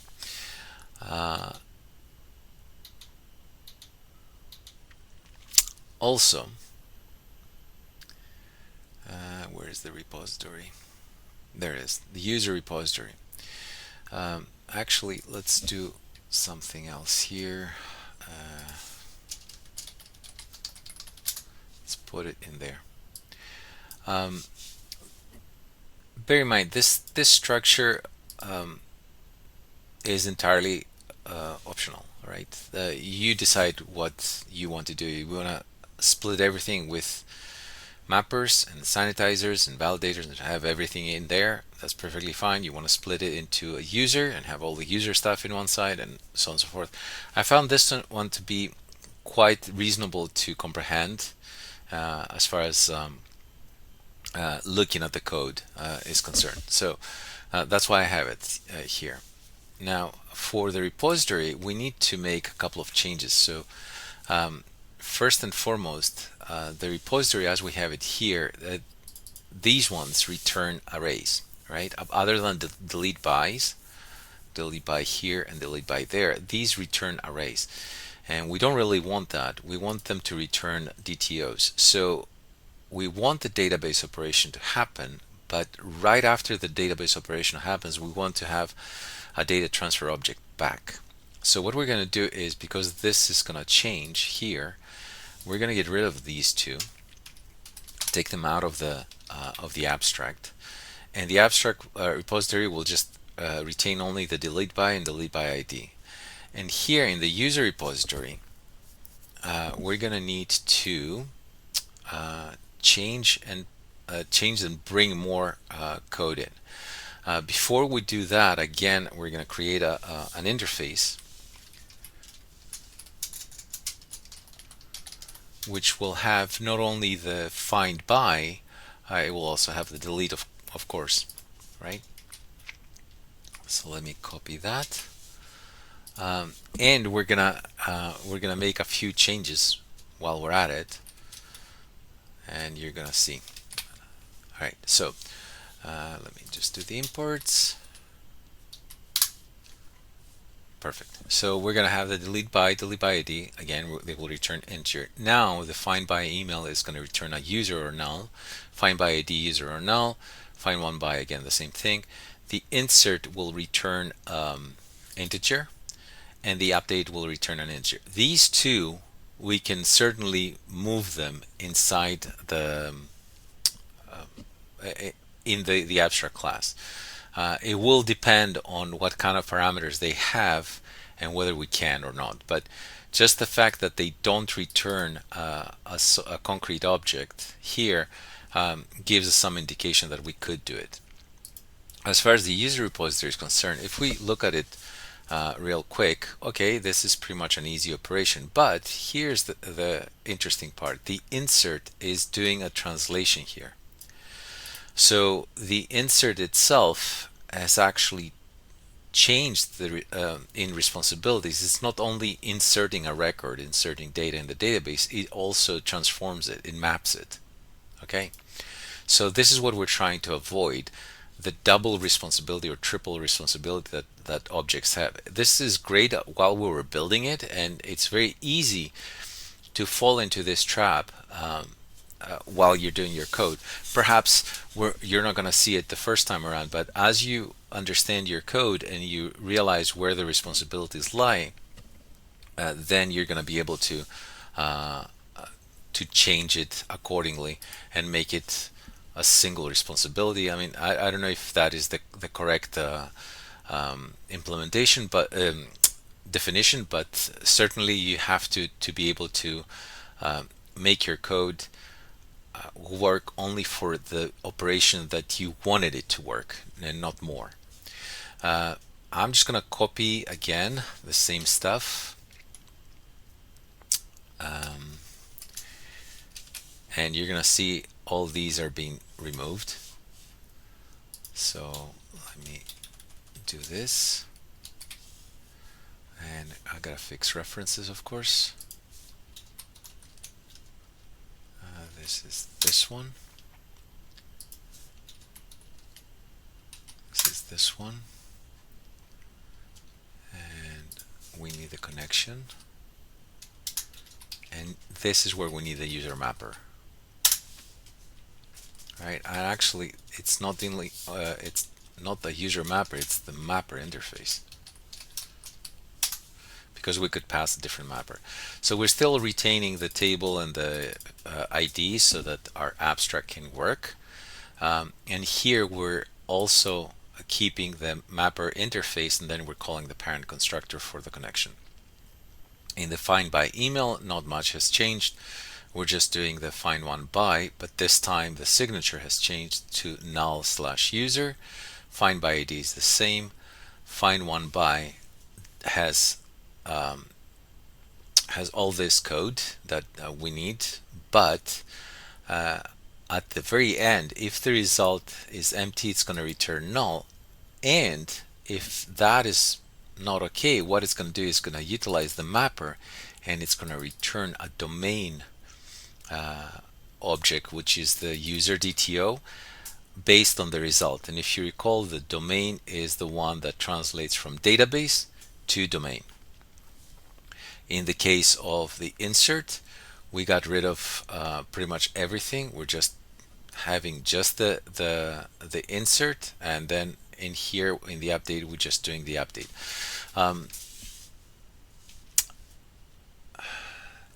This one is defined as T user DB record optional. We could certainly make it different. We can just do columns here, and then columns here, and then columns there. and then again columns and columns, and then this one can become record ID, and it will be returned like this and like this. And in here in the condition we can do this ID field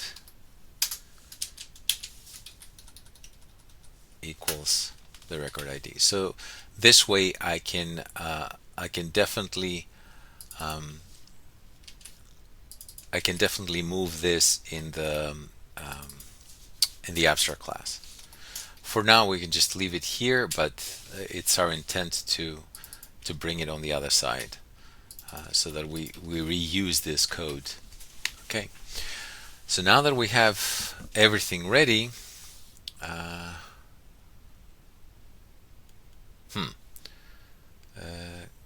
okay. Oh, it's the interface that it complains. Okay, so let's do this one. Will be record ID, columns. Let's keep the interfaces the same, right? And record ID criteria, fine, and then this one will become record ID. There you go. So now it's not going to complain that the name changed. Okay, so now that we have this preliminary work done, now we can move into removing some of the load that where's my refresh?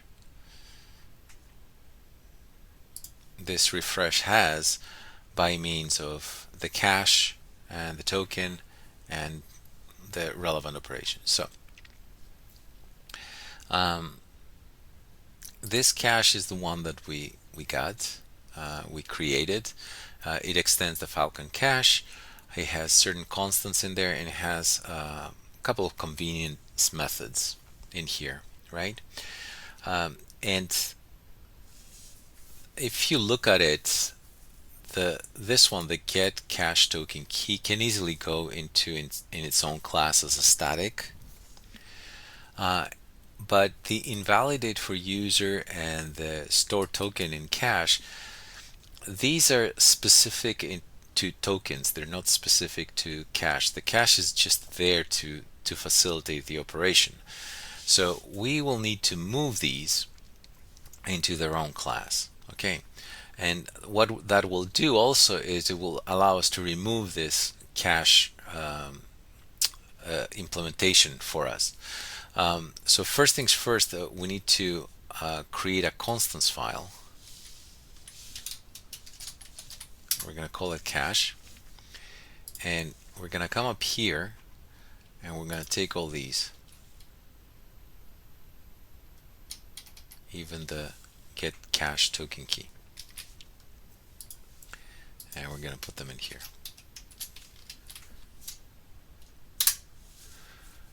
Alright, so in the get cache token key, we're going to make it static, and it's not gonna receive a user transport. We're decommissioning the user transport. It's going to receive a user DTO, and it's going to return a string. Okay, so we just need to change the signature here. All right, and as far as the domain user, we're not going to be doing get ID. It's simple ID.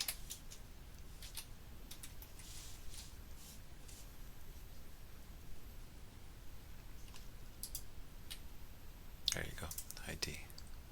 And of course it's not a method, it's a property. Alright, so we just move this code over here, and what we will need to do is move this code into our token. Right? So let's go to our encryption folder, and what we're going to do is we're going to create an interface for the token cache and an interface for the token manager. And once we have those two together, then we're going to start doing the implementation for the token cache and the token manager. Let's keep this open for a little bit. Close this, and close this. And for that, we're gonna call it token cache interface. And what we're gonna do is, let's copy these guys, come over here, interface, let's paste these ones. Yeah, okay, so we're gonna get rid of that. I'm gonna close that and then get rid of this and close that. And here's the other change that we need to do. It's no longer a user. It's no longer a user transport. It's a user, because we're going to be using that DTO alone, only that DTO instead of that transport one that we had. So we just need to change it here, here, and here, and here. All right. So perfect. We've got our interface set up. So we're going to be ready to utilize it in a short while. In the meantime, we need to create a manager interface, token manager.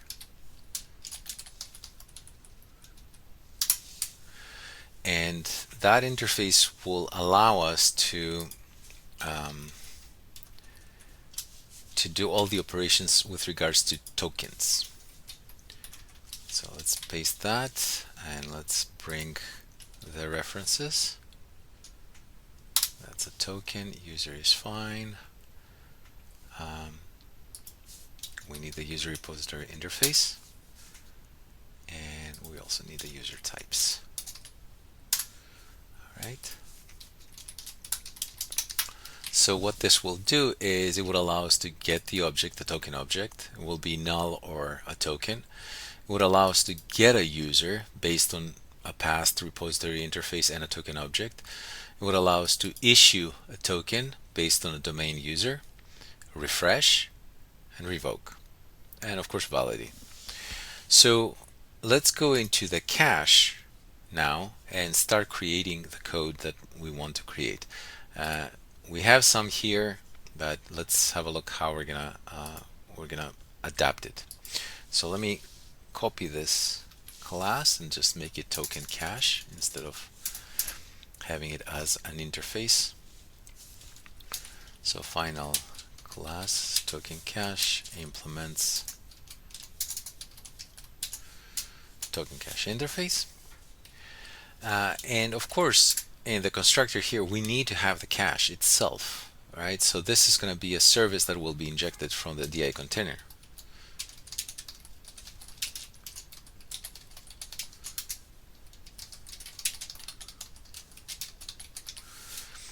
It will be this and this, and it will close like that. So now let me copy this code and I'll explain exactly what is going on here. Reminder, the code I'm copying comes from here, right? It's identical. So well, not entirely identical. There's a few changes, but you're gonna see what I mean. Some references here.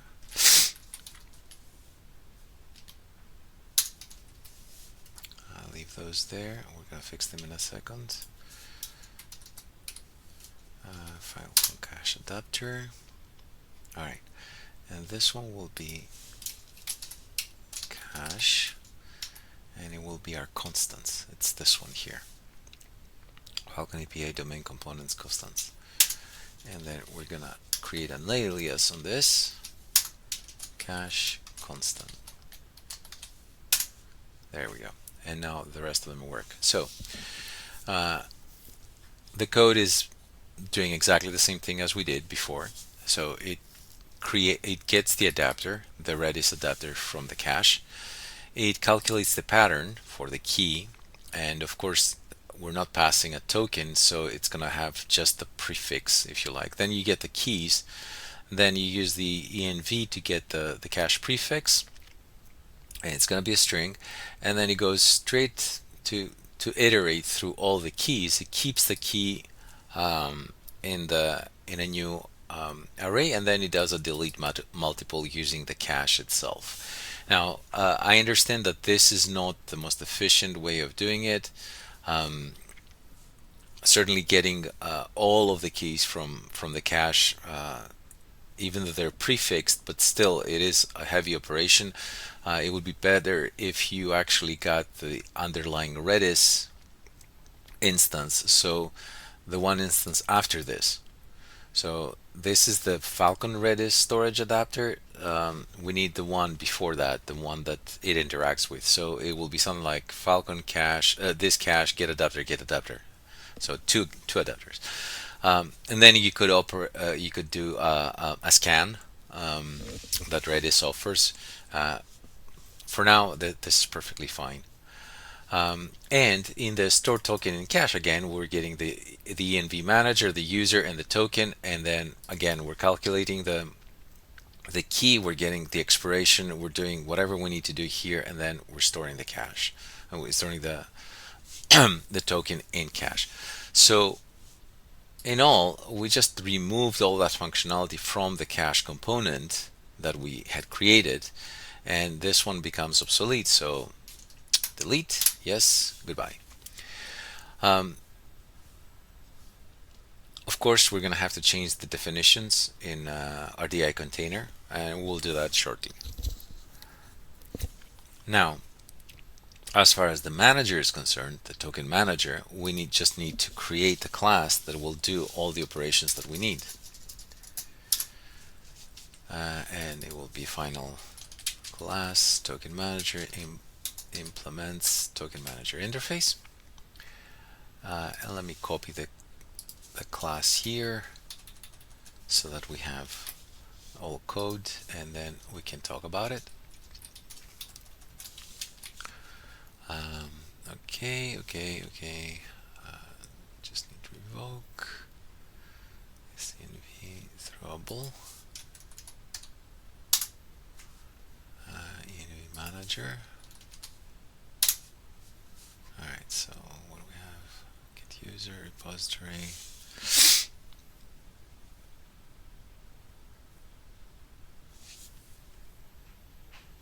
Okay, we just need to change the user there, which is fine. And what is this? This one says it's expecting a user transfer. Okay, we have to work a little bit on the JWT token, but let's explain what we're doing here. We're getting the token cache interface, so it's our token cache that will allow us to interact with the cache just for tokens. env manager, of course, the JWT token class that handles our JSON web tokens. In the get object, this one acts a little bit as a proxy to the get object, but it kind of like hides the JWT token. But what it does is it silences exceptions and allows you to catch and return null or whatever, and throw your own object, your own error back there. Again, the get user calls the get user. The issue now is the method that we created, and what that will do is it will pick up our user DTO, it will create your the relevant tokens, it will store them in cache, and then it will return the array back. The refresh, what it does is it revokes and then it issues, and the revoke, what it does, it just invalidates them, and of course the validate calls the JWT token validate. So a few proxy classes, proxy methods if you like, but also a few methods that interact with the token cache and allow us to pretty much do the work that we need to do. By doing it this way, we can very easily mock all these objects, and also we just split the responsibility of maintaining the tokens into one area, even though we have those little proxy pass-throughs. we're having one area where we maintain the tokens for the application, and then one area where we cache things. Let's have a quick look at the JWT token, because here you see we have a different get user. It expects, sorry, this one is the repository, and then this one is the different user. So in the JWT token, we need token DB record here. That's fine. That's fine. The refresh on the get user here, it's not going to be a query repository. It's going to be a user repository interface. That's all we have there. And then this one is not going to be a user transport. It's going to be a user, this DTO. And of course we need to change it here. And this one needs to change here too. And because we're using straight up the user repository interface, we don't need this user method, which was kind of like a pass-through again, which is called find one by. For this one, now we don't have methods, we have properties. Token ID, issuer, and token password, and of course the ID. And generate token for user. This one, the cache token expiry, we just need to make sure that this one is correct. We need the constants, and we're gonna replace it with alias. Okay, we're coming down here and things seem to be okay.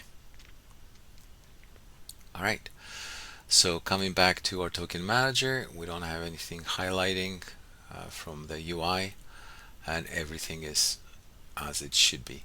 Now we need to get rid of this. We just need the Phalcon cache, this one. Now we certainly need to go to the container and start changing things here, because the cache is no longer the same, right? Let's come back to get service cache here, and we're doing whatever we need to do. This one here will be the constants, and then what we're going to do is we're going to replace it with alias. Okay, and let me just bring these down. I don't want it to go too much on the right side of the screen. I always try to keep everything on 80, maximum 120. It makes it easier to read, because I do not assume that everybody has a really wide monitor. So this one will return a new cache, and that's the Phalcon cache, and it will accept the cache adapter. So that one fixed that registration. All right. Okay, again, while we're here, we do need to register some other components, for instance the JWT, the token cache, and the token manager. We're going to do that in a little while. We have to check our LogoutPostService, how it will evolve. Or no, it's not the logout, it's the refresh. Sorry, we're doing the refresh. All right, so in the refresh post service here, we definitely have a lot of things that were going on, and we're going to have to inject the objects that we just created in order to be able to utilize all of them. Right? So now that we have the input user, right? We have the auth input. If you recall, where is it? Here. It works with the abstract value object, and whenever we call new on the abstract value object, what it will do is it will sanitize first and then it will return the object back. Okay, so in the refresh post service, we did this in other files as well. What we're going to do is we're going to return. We're going to utilize the DTO in order to sanitize and get the data back, right? So we need to do a DTO equals auth input new this sanitizer comma input. So this is our DTO. Let's see, for the refresh we're gonna have validation equals new how did we call it, auth token validator. Validation on the Phalcon filter equals new auth token validator, and it needs the validation here. That's the validator, and what we need to do here now is results equals validation by the DTO, and what we're gonna do is I'm gonna come up, paste this, if not results is valid, we're just gonna send token not present, okay, because this one will validate whether the token is there or not. We did put the presence of over there, so we don't really need the sanitizer here. It's questionable whether we want the token at all, right? So let's go again further down. So we're doing after the validation, we need to figure out whether we have correct credentials for our token. If the token was there and the user was found or not found. Okay. So let me quickly see this here. All right. Okay. We need to change the signature here. The query repository is fine, but we're going to use the user repository here, and we're going to put an interface on it. We are going to need the sanitizer, and we're going to need a token manager and then the security, and nothing else.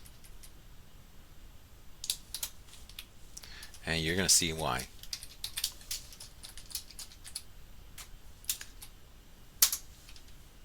Token manager, right? So we don't need the cache, we don't need the query repository, transfer repository, JWT token, and Unity manager. So we just have these guys here. And if we go back to the refresh post, alright, we created our validator. This one we will work on it very shortly. So actually, we're not going to do the refresh. We're going to do the login, then the logout, and then the refresh. And here's why. If we go to our encryption and the tests, no, encryption and the token manager, what we need to do is first do the issue, which is the login, then the logout, and then we're going to do the refresh. So alright, this is the login, and all we need to do now is we got the new DTO here, and we need to validate the users, the data rather.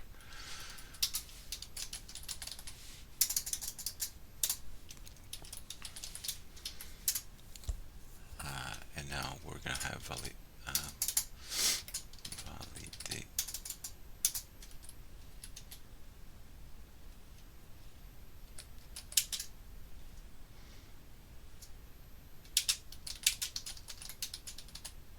Login validator and this sanitizer. And actually, it's not this sanitizer. It's new validation. It's the Phalcon validation, and you don't pass anything in there. And then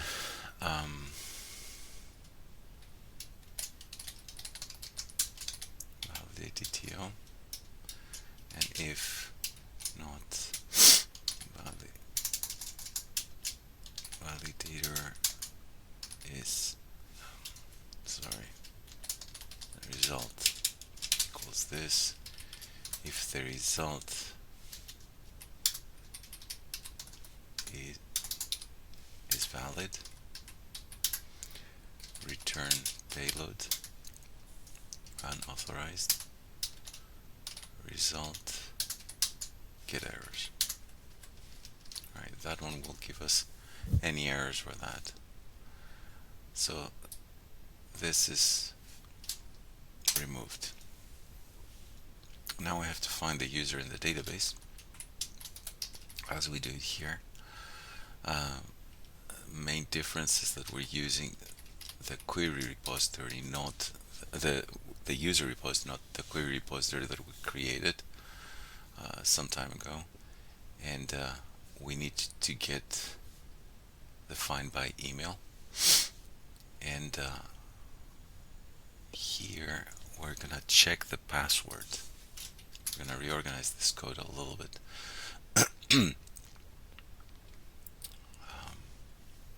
First, we need to check this greater than 1. So we got the email. We need to find that. Now the DB user find by email returns null or a user DTO. So we need to do if null equals DB user. Yeah, actually no, it's not DB user. It's domain user. Let's create the names so that it's a little bit easier to figure out. Okay. So return payload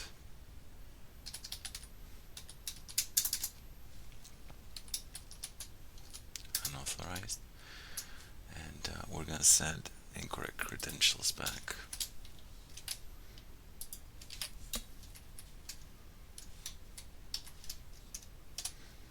Okay.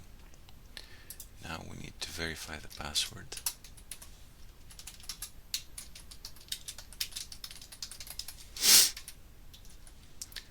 And we're gonna have supplied password equals DTO password.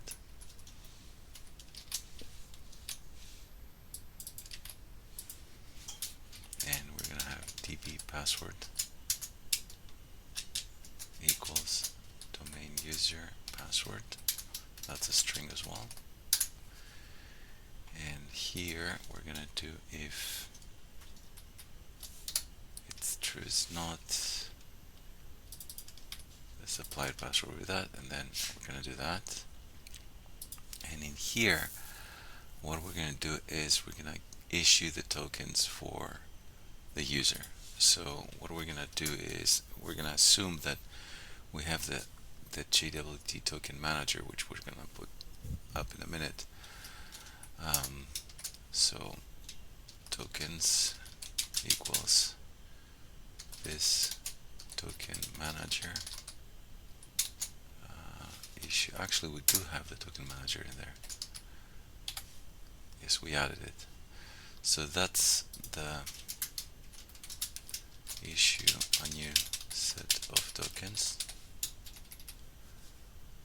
So immediately this one disappears from here, and the cache disappears from here. All these. And now we need to construct the response. And let me just copy it.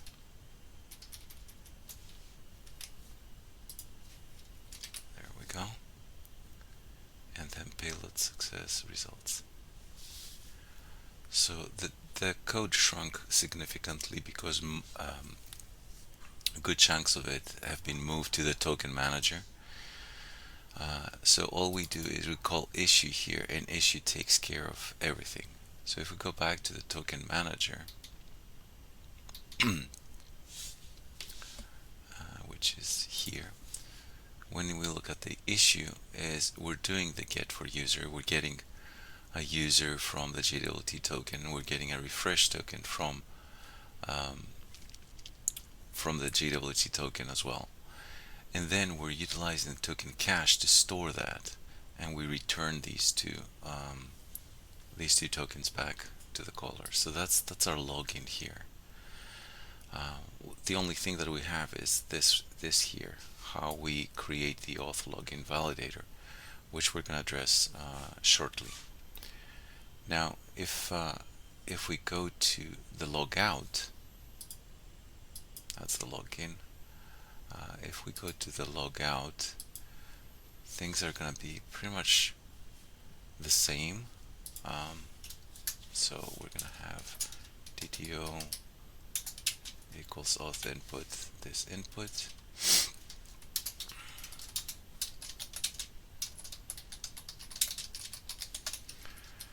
Then we're going to do validate, and the validation will be it's not auth login, it should be auth token validator, different one here, because in the logout and refresh we're just checking the token, whether the token exists in the input. And of course we're gonna do validate results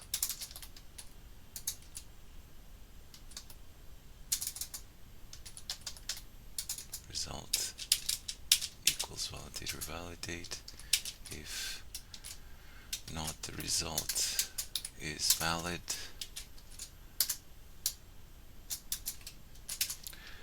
We're gonna do unauthorized, I guess, and the get errors.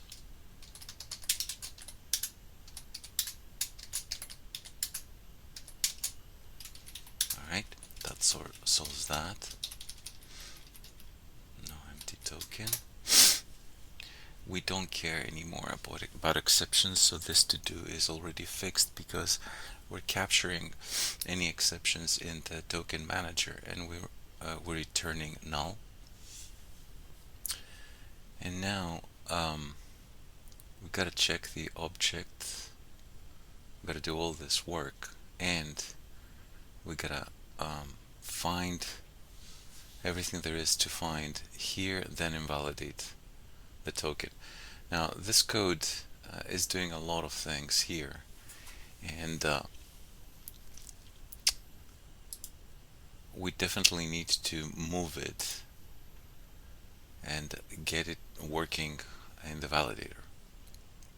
So this one here will have to do a lot of the work back there that we have below. So if we go to the auth token validator, we just have the run validations, but we don't have a lot of additional checks. And you see we put the to do here. So what are we doing here in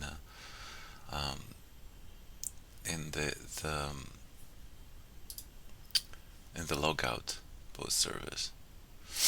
So we're checking the token,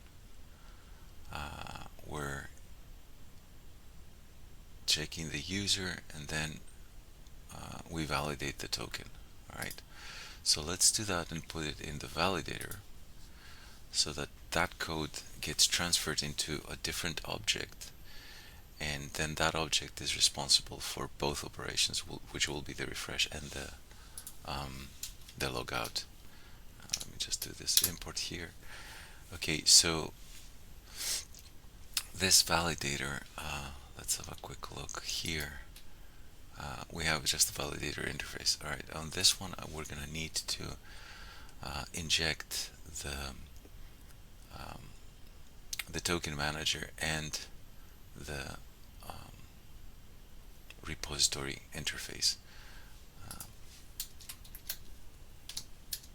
But those two are only required for our token validator. So we're not going to add them here in the abstract part. We're going to add them in the token validator itself. So we're going to make a slight change here. Public function construct,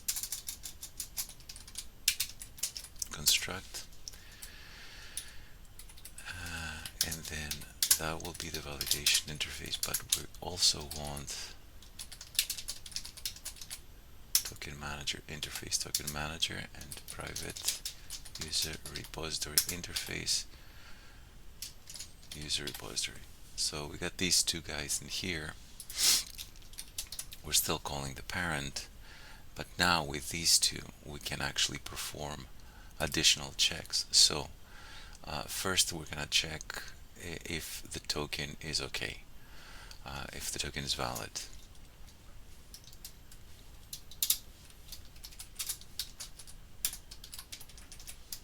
Oops. Token is valid. So we're doing token equals input token, and that is a string,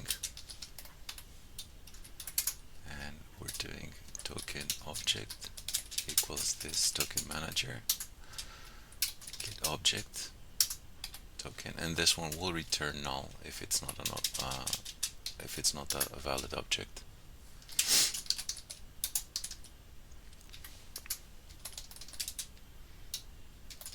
Result error, and in this error we're gonna have it's not token present, we're gonna token not valid. Alright, so we're checking if the token is valid here. We're going to create a small method here about if the token is a refresh token or not. Let me just copy it.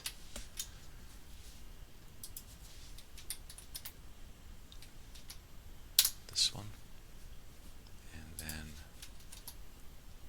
num. So here token is refresh. So what we're gonna do is we're gonna say if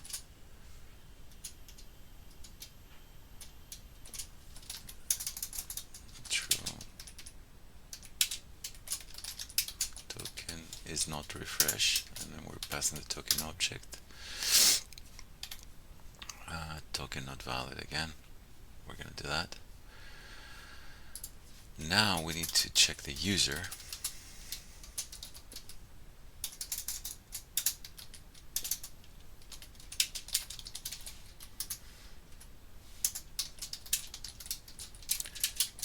This token manager, get user, this user repository, and then token object.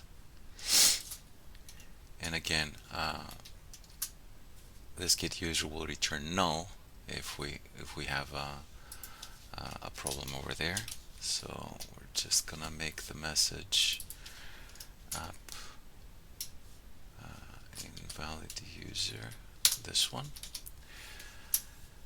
Finally, we need to validate the token. So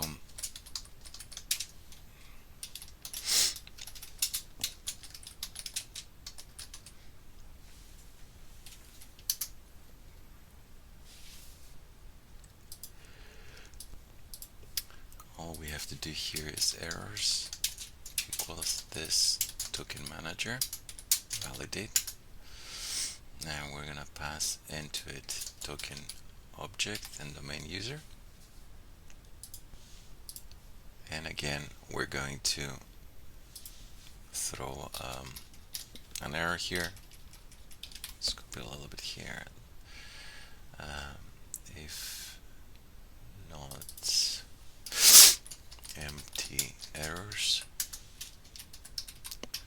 what we're gonna do is we're gonna throw an error, and then we're gonna throw the errors out, whatever errors came. So now we're at the end, and the result will be result success.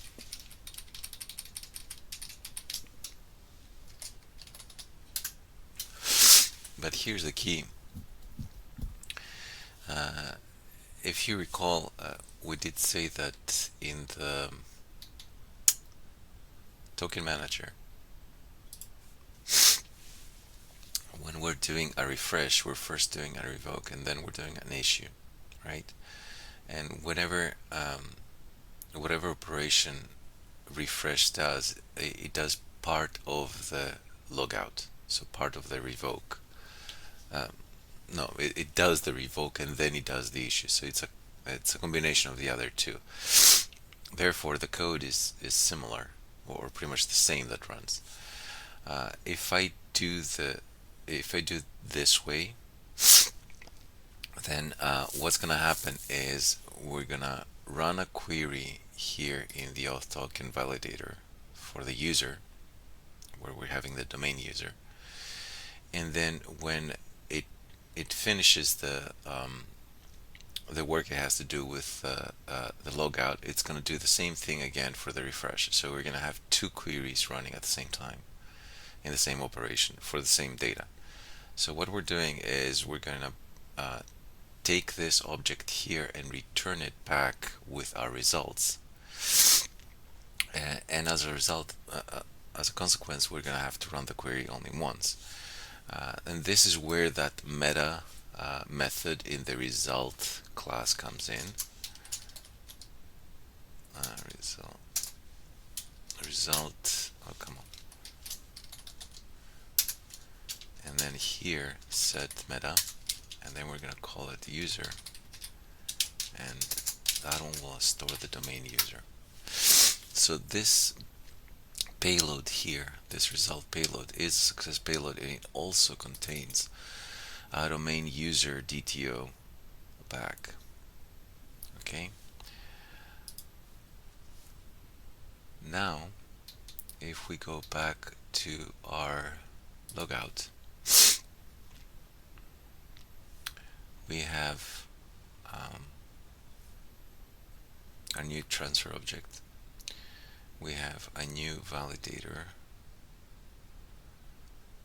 that requires a lot more than this. So token, user validation, and auth. Let's see what we have here.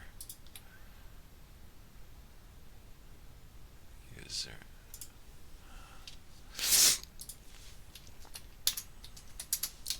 This token manager. This repository.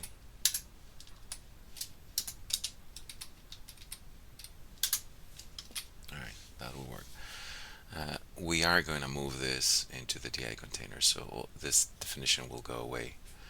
But now that we've done this validate and it didn't hit here, the result that we have contains the domain user that we have, because it did all the validations that we wanted. It did the query, so it did check here if this is a refresh token. It did run the user here, and it did validate the token. So all these three. Let me just put a small comment here.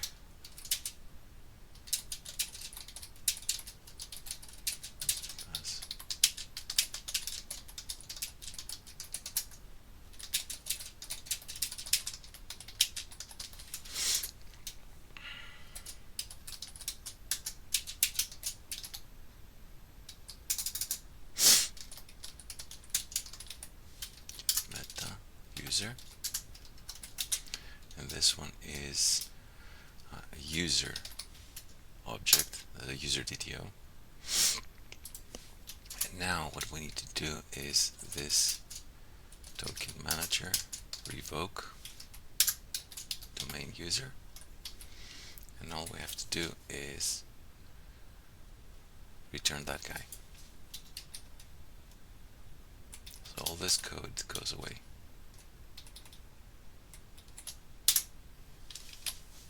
There we go. Much smaller, and concentrating the operations to the respective classes that need to have this done. So we're sending all the we're doing all the work in the validator, and then all we have to do is just telling our token manager just revoke the tokens, which will go and do the same thing in the cache. Now, very quickly, the refresh now will change. It will be similar to the logout, of course.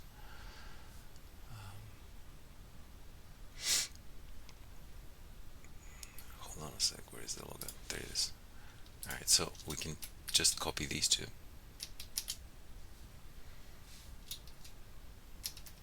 Actually, we can just copy the whole thing until there. And if I go to the refresh, I'm just gonna paste it. Yes, so we're getting the new DTO, we're doing the validation here. Now the user is there because we've done the revoke first. And here, all we have to do is to refresh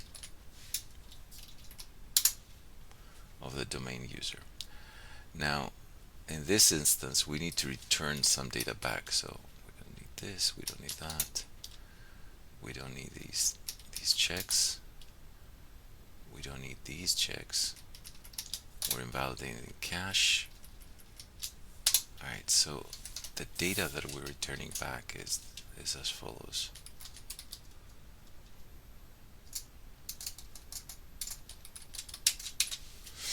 Like that, and success.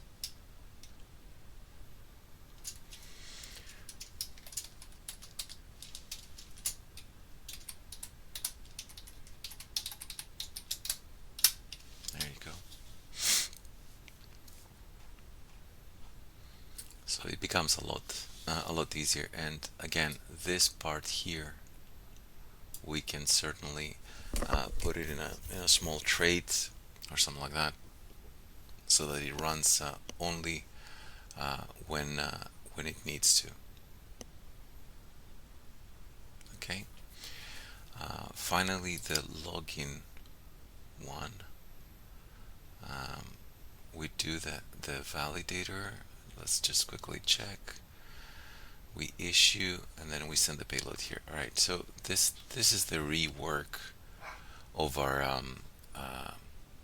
classes by using validators, significantly shortening the code, if you like, and taking responsibilities away from just a bucket of things that we have to do, and putting them into their respective areas. So the next thing that we're going to have to do is we're going to have to work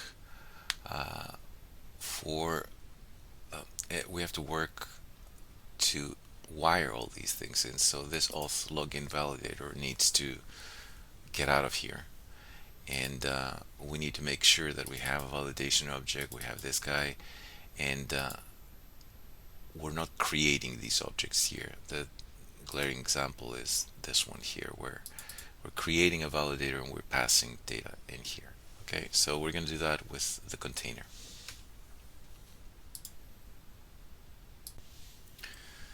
We need to change the container and inject all these services into it, so we don't have to do all this new validator.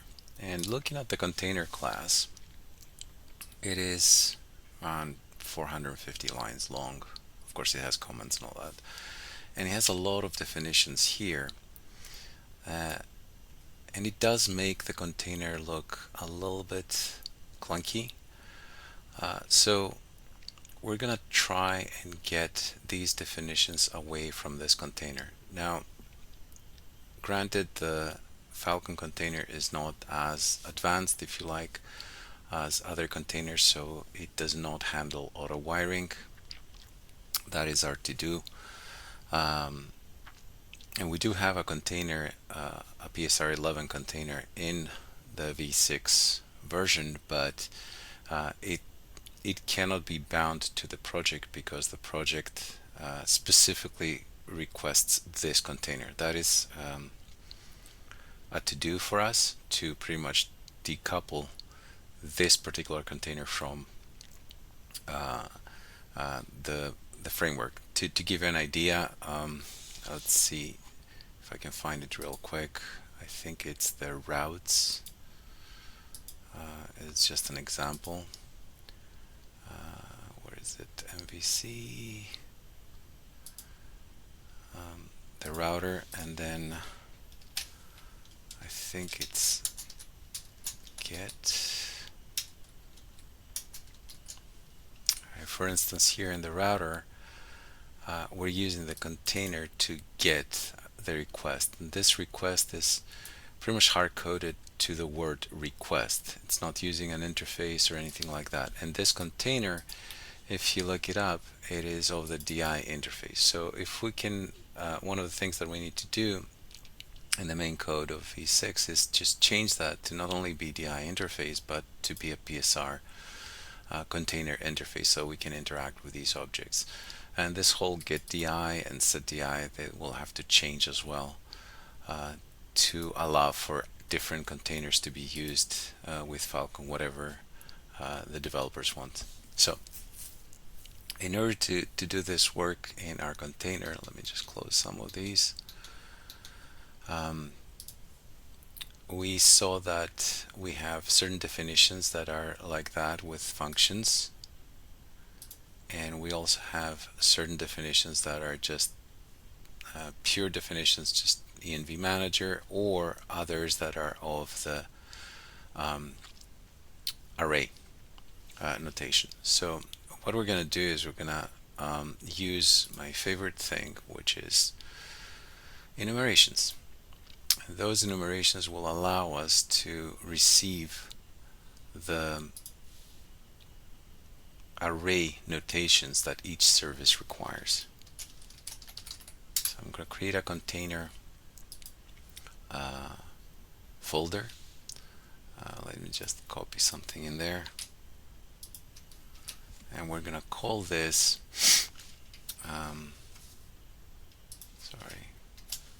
common definitions. So this one will be enum common definitions, and that's it.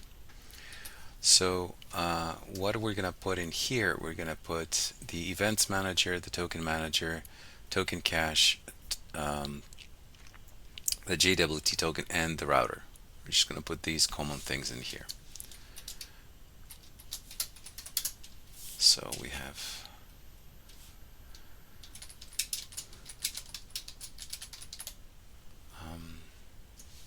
and we can do this string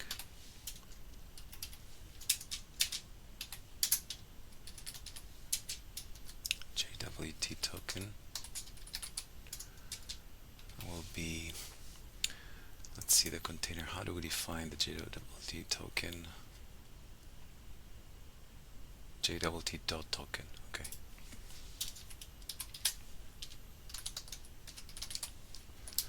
Now the new one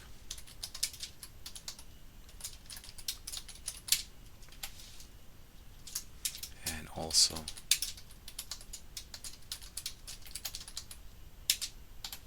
there we go, and then case router equals router. So these are our elements, the ones that we want to handle here. What we're going to do is we're going to say public function definition, and that one will return an array. And we're going to do return match this. Alright, so in the case of the events manager, what we're going to return is an events manager class, and we're going to make it so that it actually calls the enable priority. So in this container here, the events manager class, what we did is we had an anonymous function, right? So it would create the events manager and then enable priorities. We're going to change that a little bit and use the array notation. So the array notation will be class name, and that one will be event manager, so that we can get the autocomplete. It's this one, and then we're going to put an alias on this. And of course I need to learn how to spell definition.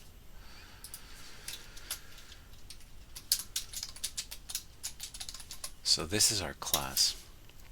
And now, because we want to create this and then also set enable priorities equals true, we need the DI container to create the object and then call a method on it with certain parameters. And this is what we're going to do. Calls. This is a feature of the DI container. And the calls will be, I need a comma here. So it's going to be the first call will be a method, and the method will be enable priorities. That's the name of the method that we want to call. And then the arguments will be, the first argument will be of type, will be parameter, and then value will be true.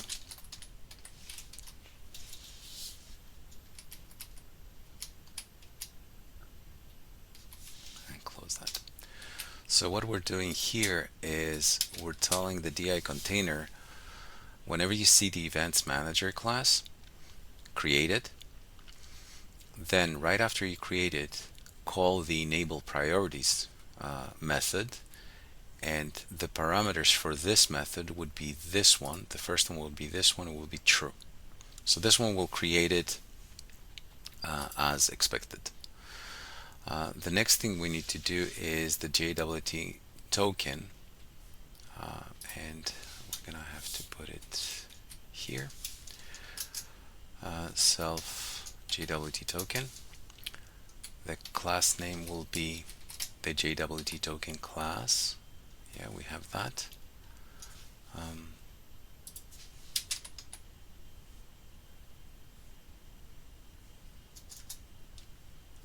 Do we have to do implements there?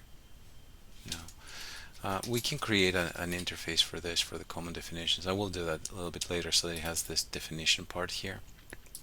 Alright, so for the JWT, we need to do that, the token class, and we know that it accepts an argument. And then the arguments are, the type will be a service, and the name of the service will be container env. So whenever you create the JWT token, you need to pass the env. And now we're going to do the cache.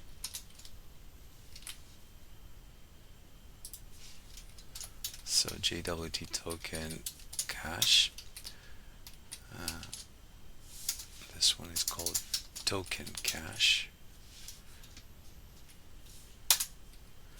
and the parameter that it accepts is the cache service.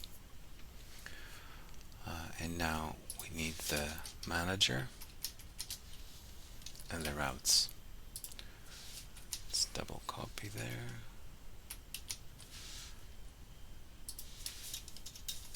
This one will be manager, and it will be token manager, and the token manager will receive a service of JWT token. I don't have it yet, but I will name it. So JWT token cache. So it will receive the token cache, and then it will require the environment, the second one, and the third one will be the JWT token.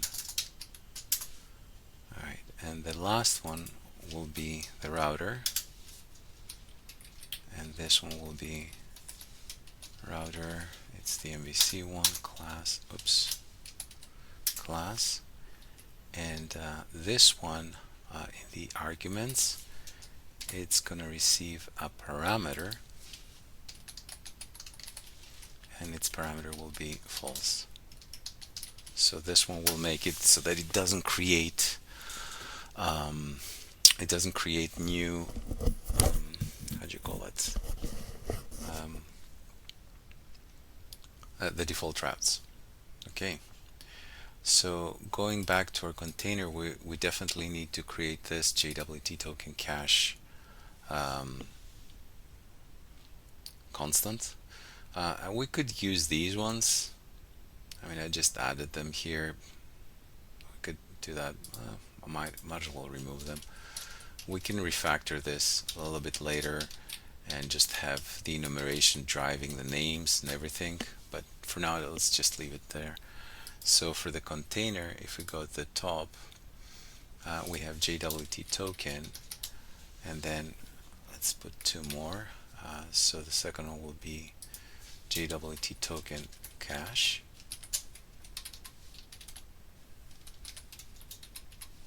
this one will be manager.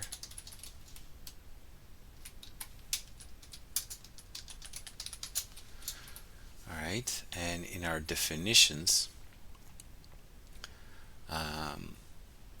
we have to change certain things. So for instance, we did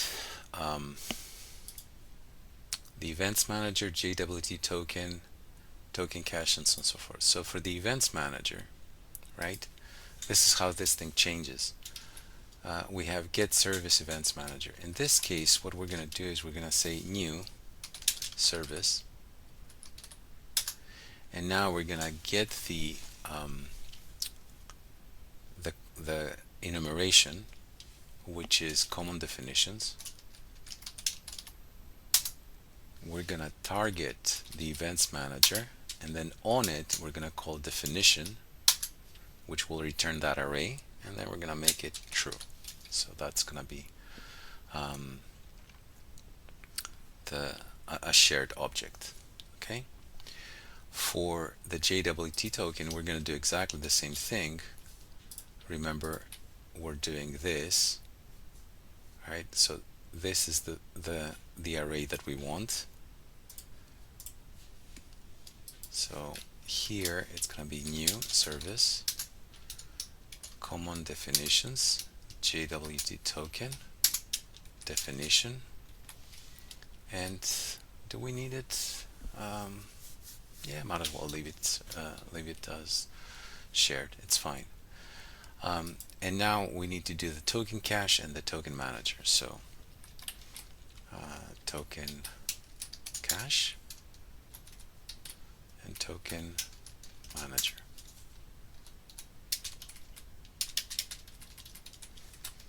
Let's push this a little bit.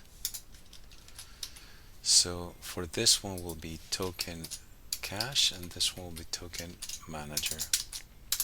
So we're keeping the definitions away from this from this class. And now if we go a little bit further down, we don't need the events manager anymore, and we don't need the token cache because we have them in the enumeration. And of course we need to do the same thing for the router. So new service, common definitions router, definition true, and if we go at the bottom-ish, somewhere here, this get service router goes away, and we just shrunk the code by 50 lines or something like that. By using this technique, we can have one area where we define all these things that we need to define, and we're allowing everything to work the way it's supposed to. So let's move on to a different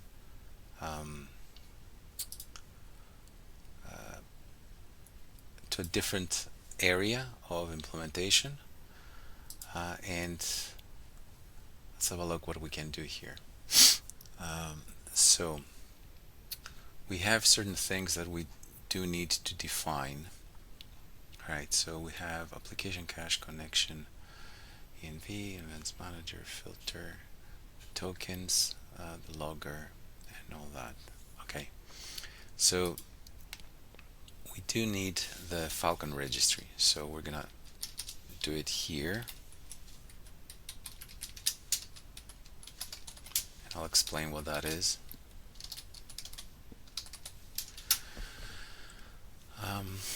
Request response router, security time. Let's do one for validation because we're gonna need that.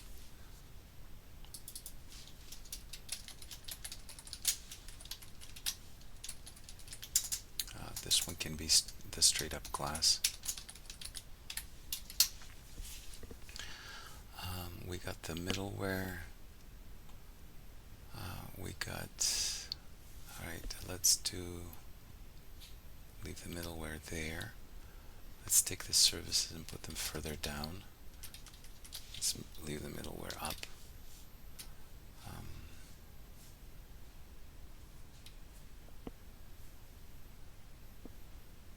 Let's put the services up here. And we need the mapper.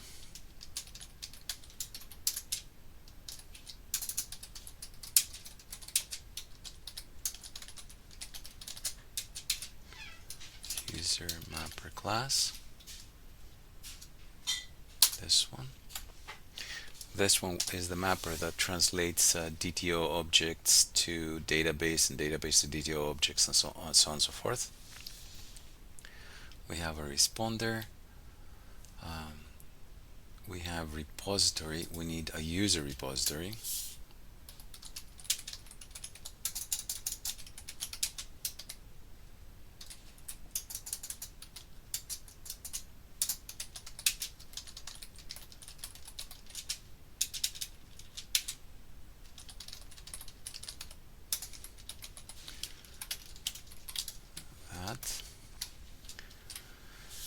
And we need the validators now.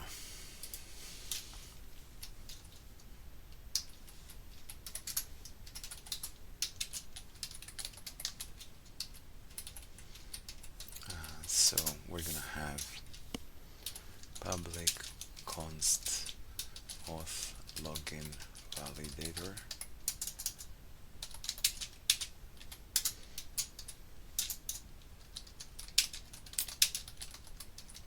Token validator.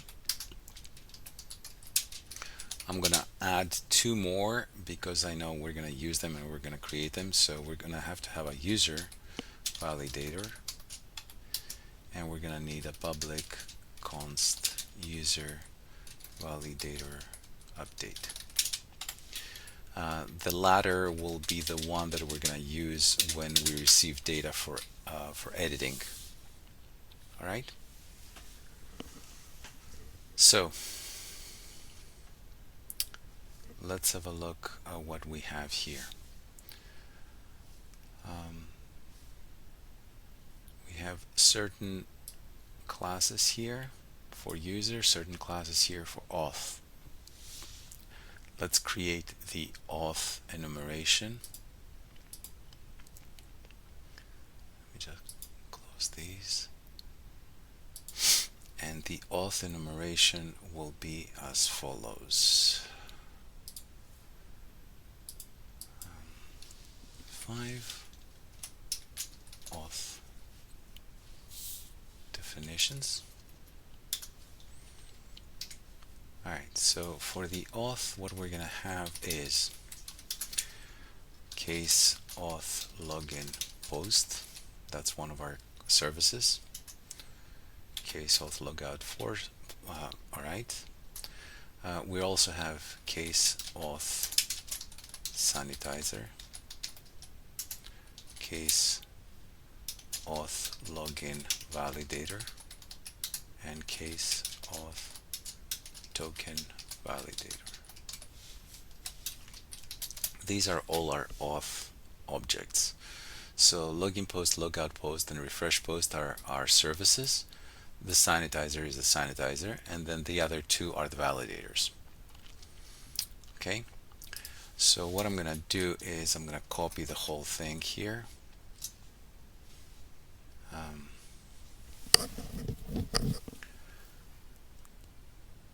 Actually, no, I'm just gonna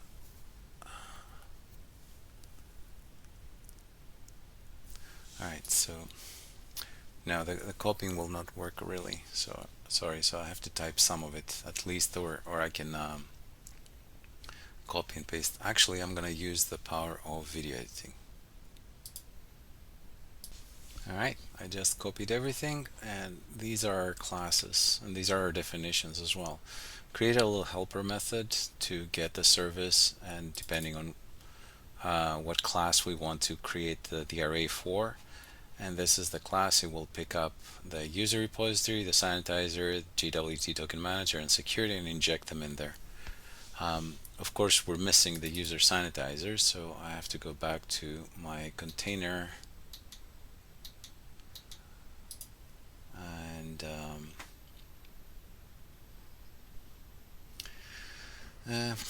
this is the question. Do you leave it sanitizer auth and sanitizer user, or do you have it user sanitizer and auth sanitizer? It's one of those decisions that you are gonna have to make. I'm gonna flip them around, just keep them in the user and auth realms, and the name can be whatever it needs to be, it doesn't matter, but we're gonna be able to distinguish by the name what this thing is in terms of its usage. So it will go to the auth space versus the user space. So if I go back to my auth definitions, this one becomes user sanitizer, okay, and all that. One thing that I need to do is I need to copy types here. Give me a moment. I need to go to the main container and then just copy some types. There we go. So on these ones, these are types representing the arrays that we pass to the DI container. You can have a look at what is going on here easily. So for the definitions, we're gonna need to do an import type tservice from container, and then this one will return a tservice, and then that one returns tservice as well. So our definitions here in the container change a little bit, because now we have certain services that are different. Okay, so what we're gonna do is, for starters, we forgot the registry, because I need to put that in here, because we did the constant, but we didn't do the registration, and this one will be registry. And I'll get back to this and where we're going to use it. Alright, so for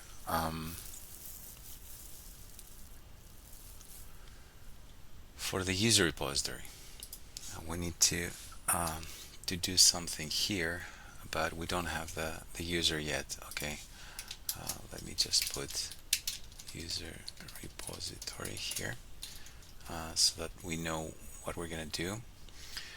Let's do the sanitizers.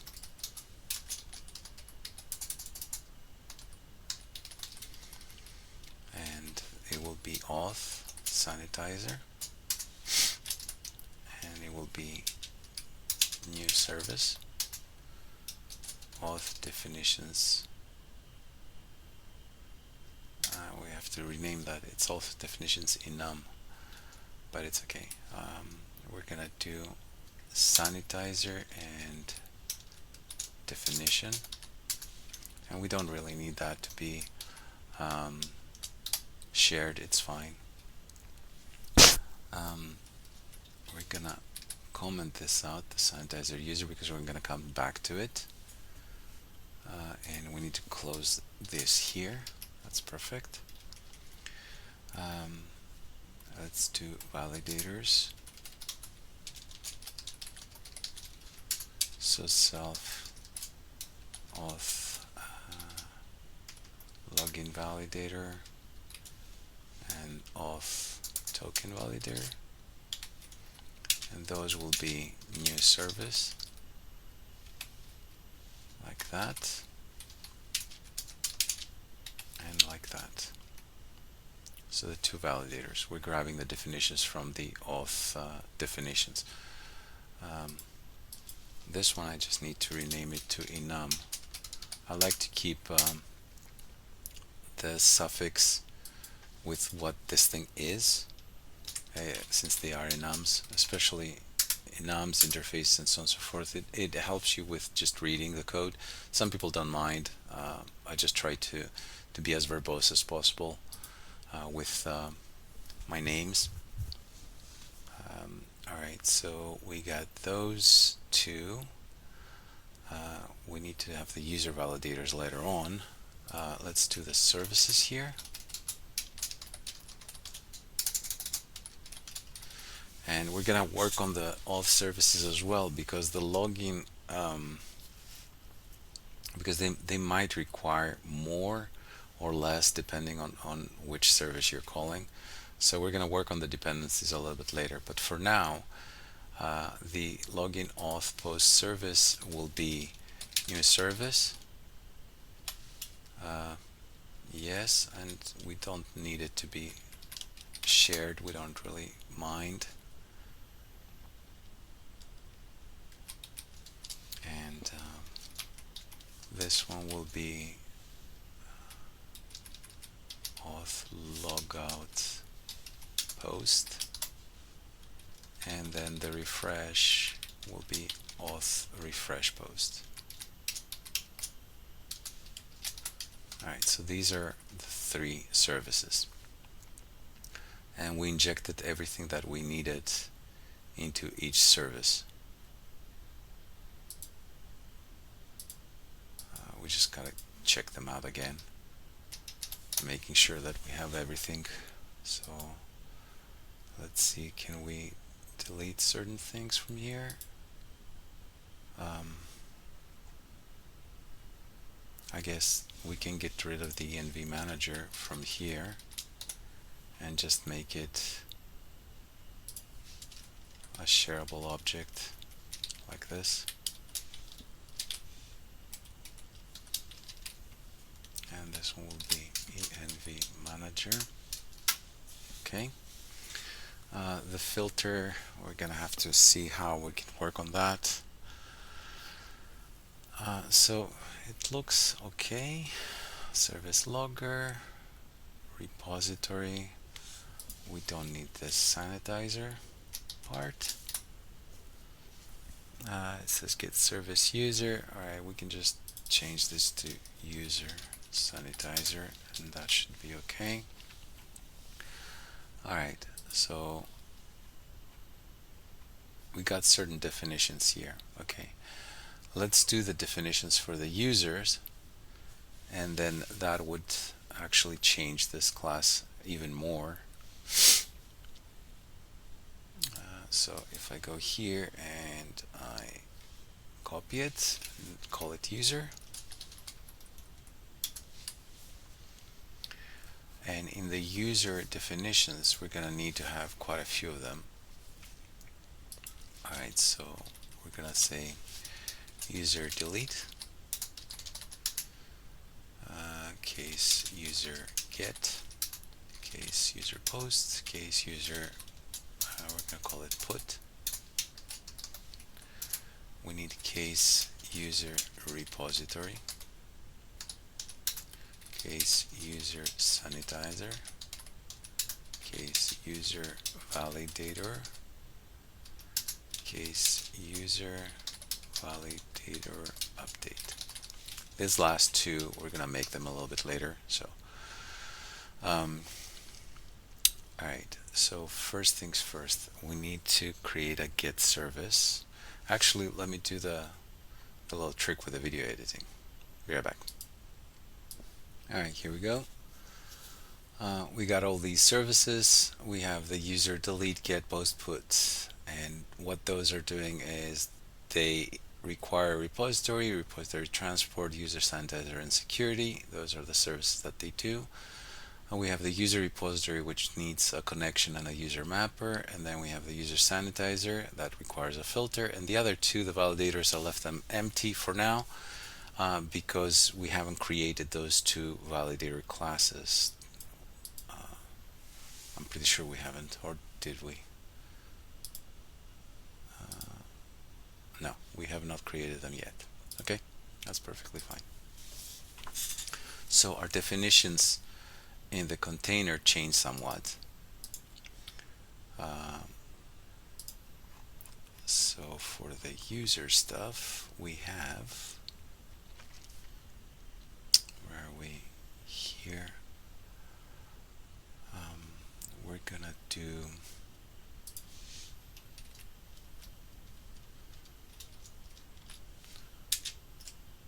a new service, user definitions in num. Let's put the delete one, definition, and we don't need this to be shared. So what I'm going to do is I'm going to copy this and paste it below, and we're going to change them. This one will become user get, post, and put. And just like that, we managed to work our magic and just have everything that we need here for us. Now, we do have also the user repository, which we need to define. Let's put it here under repository, which will be new service, and it will be the user definition synum user repository definition, and then it will be true because we need it shared.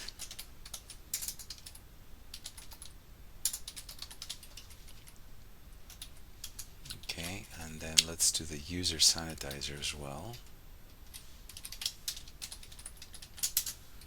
because now this one becomes new service, and it will be user definition synum user sanitizer definition.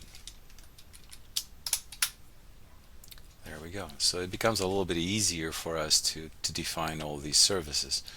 And if you go further down, now this method goes away, and we're now shrunk it 100 lines or more towards what we were supposed to be getting. Right?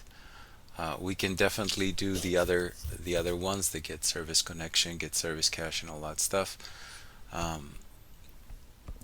and put them in enumerations. For the moment, these are a little bit more complex registrations. They also require different services, so we're gonna do that a little bit later. We can definitely do the new service and then have auth definitions, and I'm gonna just pass something into the definition method, but I don't want to do that right now. For now, this one looks okay, and this is the strategy that we're moving on right now, trying to make the container work for us as much as we can. Okay.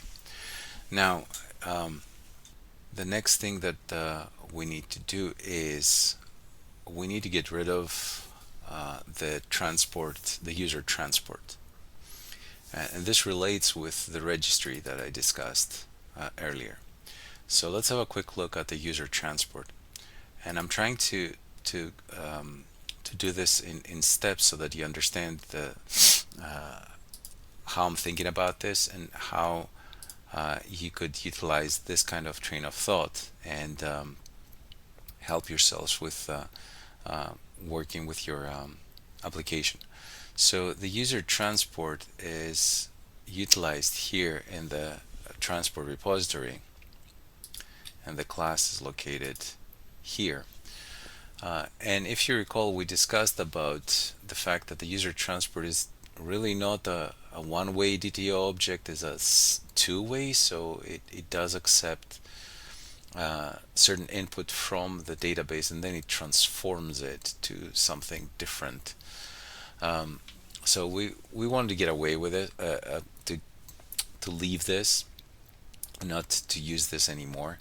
And this user transport is used here in the transport repository. And what this does is, if you remember, it actually acts not only as a generator of classes, meaning the new user repository, but it also stores data. So it stores a token object here, it stores a session object here, session user, and then it kind of like generates again the output. Now we move this output in the logout, in the login, sorry. So if I go very quickly to the services of login, you see that we moved it here. So we don't really need to keep it here in the user transport, in the transport repository. But what we should do is we should get rid of the transport repository completely and utilize a different way of storing the information that we want to store. Okay, so where do we use this? We use this in the middleware. So let's go to the middleware and have a look at how we're utilizing all this stuff. Now, the first middleware is the health one, perfectly fine. The second middleware is the not found, again perfectly fine. The third middleware is the token presence, right? And in the token presence, what we're doing is we're just checking if the token exists, and here there's nothing wrong. The third middleware is the structure, and this is the interesting part here. We're just checking if this object, if this token exists in the structure, and if it doesn't, we just throw a halt. But at the bottom of this method, we're actually storing this token, the token object, in this repository transport. Okay, so it's used as a temporary storage of information so that it can be given or accessed by the next middleware. And because by doing this operation in two different middleware, you're wasting resources. Well, in this case, because we want to get rid of this transport repository, what we can do is we can use the registry class. And the registry class is very simple. We're going to call this registry. It's the Phalcon support. It's again a storage of data. So we're replacing one storage area to a different. We're going to call it the registry. Excellent. And now registry set, we're going to call it token, and then we're going to store this token in there. Alright, so this is the main change we made. We got rid of the transport, the user transport, the transport repository, and we're storing our token in there, right? Let me just copy this line, these two lines. All right. So the next middleware that we're gonna have to access is the token one. And in the token one, we're getting the token, we're getting the repository, and getting the repository transport. But we said we don't want that anymore. So what we're gonna do is we're gonna change it to the registry.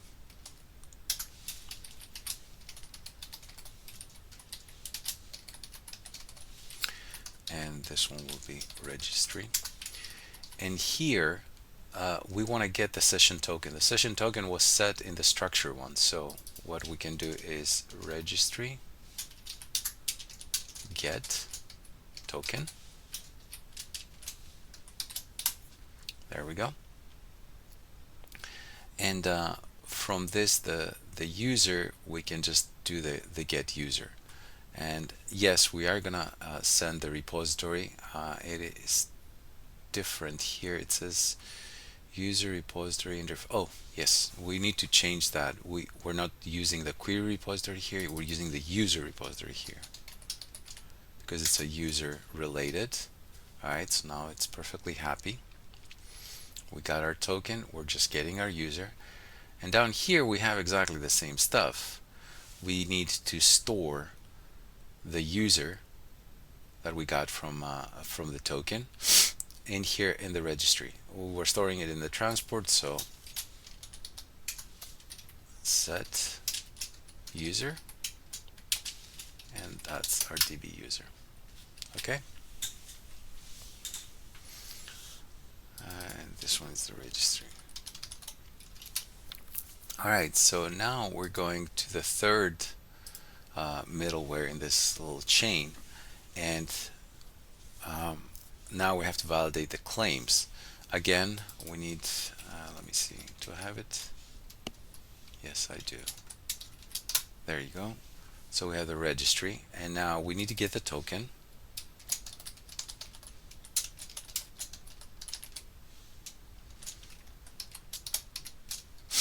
And now in the registry, we need to get the user.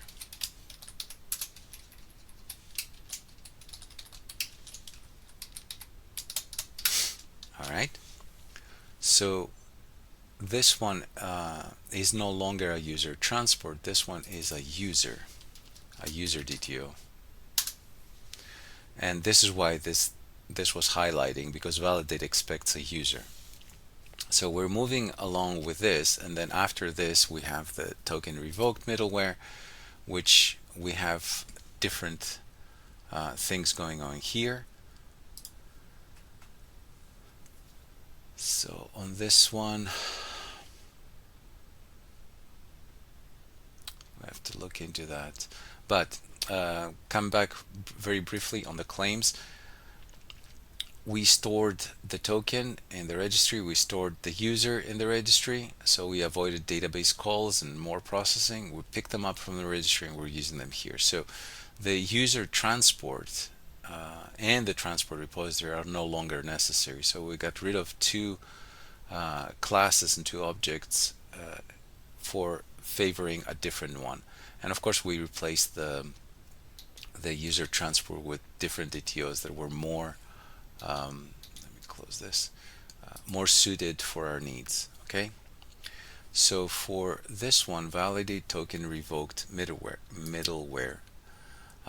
we need to figure out certain things here. So the cache is a cache interface. Actually, I don't even know if we'll probably do it. So it's a cache interface from PSR. And here we need again the registry. Now we got rid of the transport. We need to get the user from it.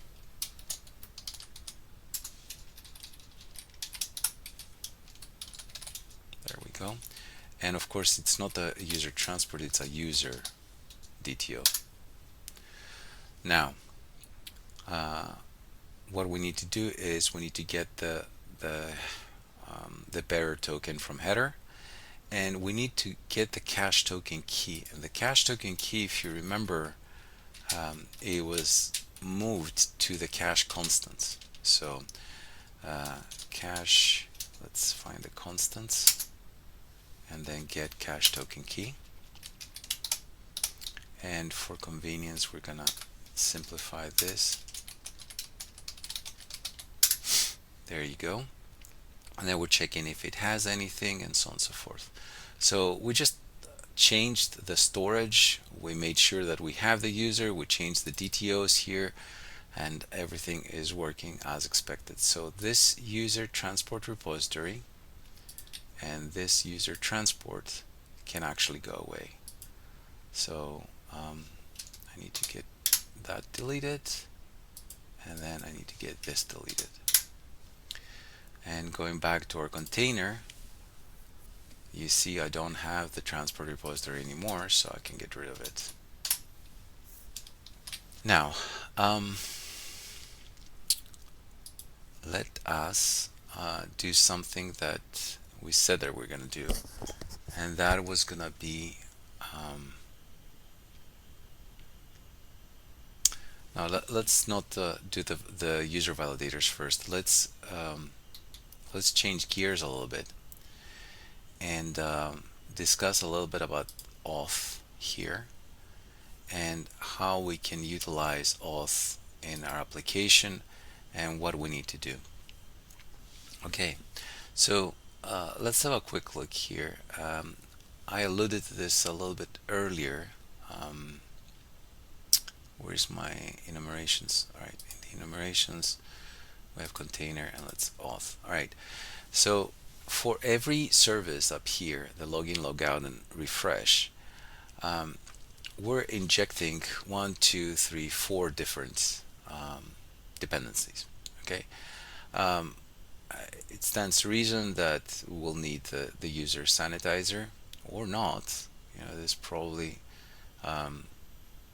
is not the one. Actually, we should be doing the AuthSanitizer, but it's fine. We're gonna correct this either way. Let's see. Sanitizer interface. Okay. So we're not putting the UserSanitizer, we're putting the AuthSanitizer here. Sorry, that was my mistake.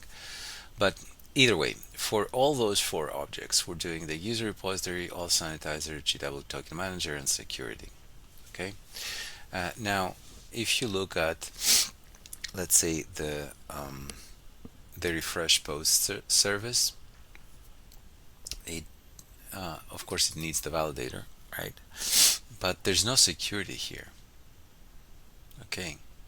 And then we're looking at the logout. Again, there's no security here. And the post, we have some things. We have the find by email. The security is only here. So we only need the post in security.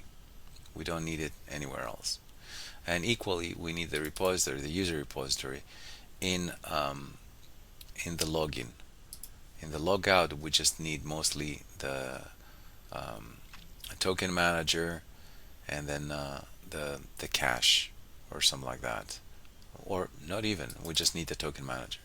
So it becomes very evident that in at least for logout and refresh, we're injecting far more services than what we should. And yes, sometimes you will do that. You will allow yourself to not create a totally different definition, but there is a simpler way to do this, and that would be one that would allow us to perform all these operations without having to worry about dependencies, because the dependencies are going to be defined elsewhere, and we're going to have that particular object as the pure orchestration of every single step that our action requires, and that is a facade. So what we're going to do is we're going to create an authentication facade, which will allow us to do what we need. And let's demonstrate how we can do this. So let's close that, and let's create a new folder called facades. And let's just copy a class in there.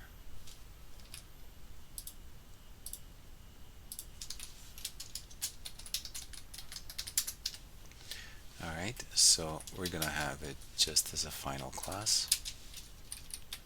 It's not gonna do anything.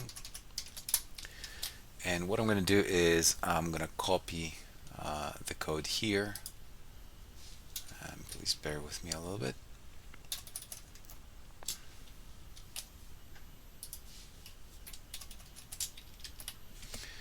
Alright, so let's do what we need to do here with references, and I will explain very quickly.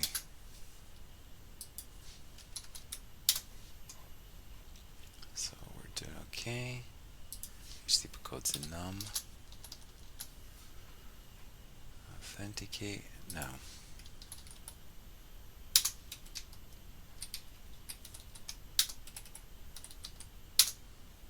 And then we need the input types. Alright, so let's explain what this facade will do. Right? It receives certain objects in its constructor. So we have the user repository, sanitizer interface, user repository interface, sanitizer interface, token manager interface, and the security object. Okay, and it has different methods that will allow us to do what we need to do. So imagine it that you're taking the code from your action and you're dumping it in here. Okay, and there's benefits to do that this way. Because this is the only object that would actually perform task 1, 2, 3, and 4 for every action that you want. So if you notice the login, right? We're getting the auth input, we're doing some validation here, check the user, check the password, tokens, and so on and so forth. If we go to the facade, again, we're getting the input, we're doing the validate, and then we're getting the user, we're checking the password, and we're supplying everything.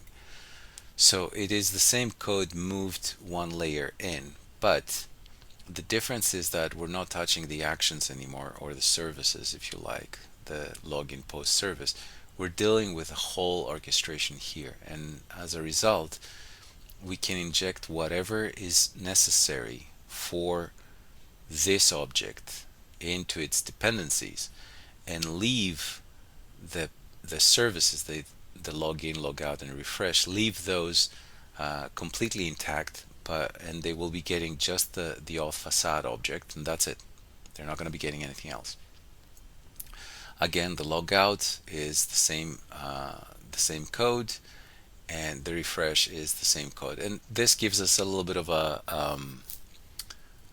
flexibility, because this code here is the same with this code up here. So what we can do is we can do it has returns. Oh, dang it. Okay, we can figure this out. We can make something where this one either returns a payload or a user DTO, and depending on the payload or the user DTO, you just either return the data or not, and this way this piece of code and that piece of code will be refactored to execute it from only one spot, but it doesn't really matter. So we have this facade, the auth facade, and what we need to do is we need to hook it up to our DI container, and then hook this facade with the login, logout, and refresh.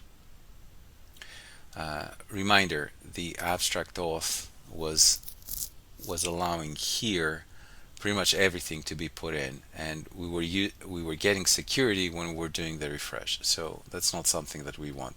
We want things to be a little bit tighter and better in terms of implementation. So for our definitions, we're going to do the definitions and then come back to the services.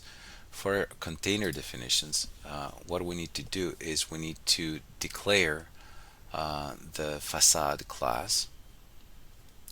Actually, let's go first to the auth, and let's go up here and do let's say do it here, case auth facade, right? And as far as the facade is concerned, where should we put it? Under refresh post, let's keep it self auth facade, and the facade would require what? It will require an array of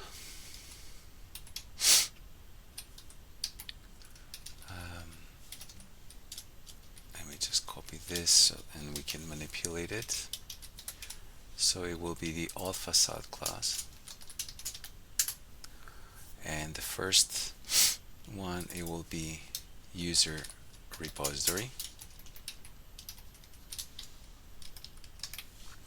The second thing will be the AuthSanitizer,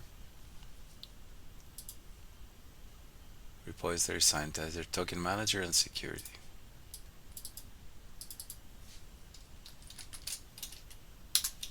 And security. Alright, so this is how we defined facade. Okay, and now what we need to do is we need to create this get service with the login post and login logout, whatever. What we need to do is we need to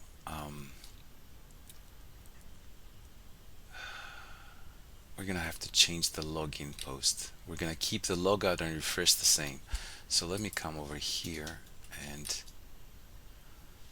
alright, for the logout and the refresh, what we will need to pass is the actual the facade as well as the validator, and this was wrong. We shouldn't have put that there. It's not an array of arrays, it's an array. Good thing we looked it up. Alright, so the very first will be the auth facade, which we'll define, and the second thing will be the auth token validator, and I'll explain what that is in just a sec. So these are the services that we need, but let me copy this one too,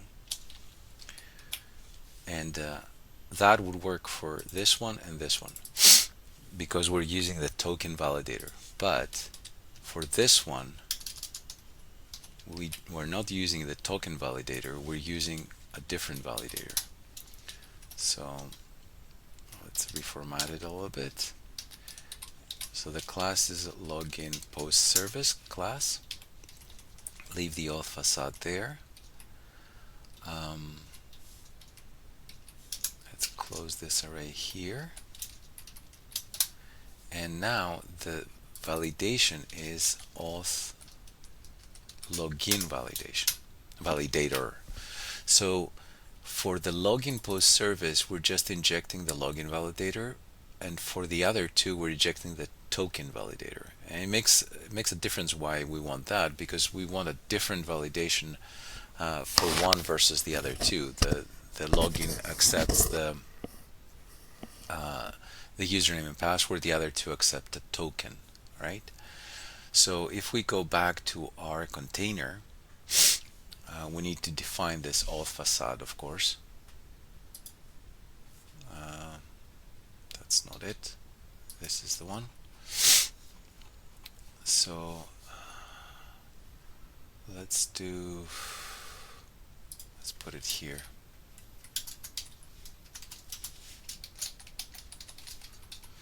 So public const auth facade.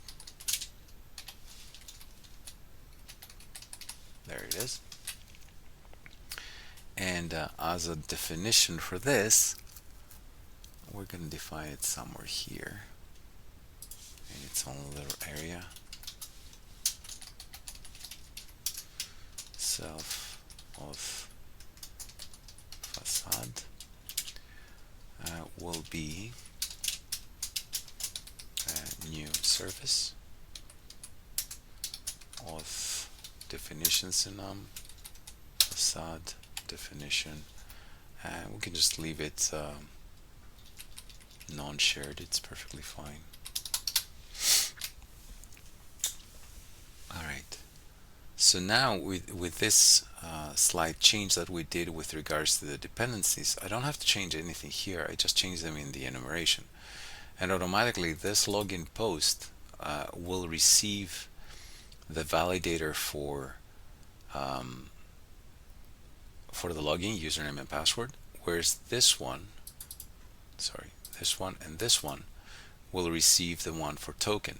And now you can see why here we're using interfaces versus anything else or concrete classes, because this way we're allowed to change, to switch one validator with another. Clearly this particular class is not correct because we made the change and now we're going to be using the facade. So what we need is protected read-only auth facade, and we're going to call this facade, right? And we don't need this, we don't need this, we don't need this, and we don't need that. And here what we're going to inject also is the validator interface, and that will be our validator. So now we have the two pieces of information that we require in this whole class, all these three, and we can work with it and make sure that everything is fine. So we have this validator interface and all that stuff. So in the LoginPostService, all this that we have can be changed to return this facade. This is the login, yes, so we're going to call authenticate.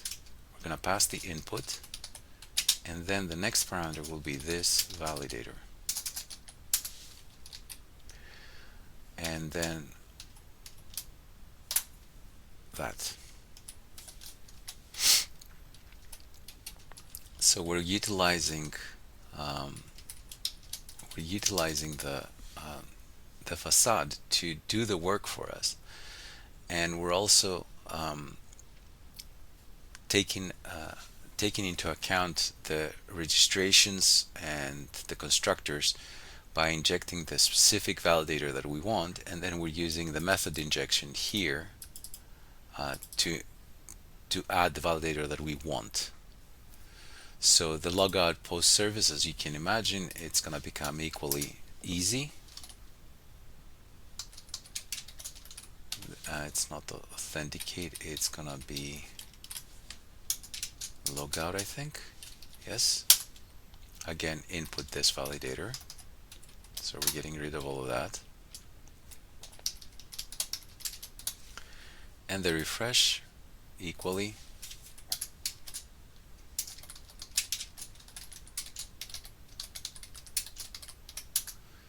Input and this validator, and all this goes away. And we have moved the steps that we need. I'm using the word orchestration because that's what the books are using it. We're using the playbook, if you like, of what needs to happen in this particular class, and we sent it to this Auth Facade class, which is in here. And then this Auth Facade class now will perform all the stuff that we needed to perform. And then once everything is done, then we're gonna be spot on. Also, here's another thing.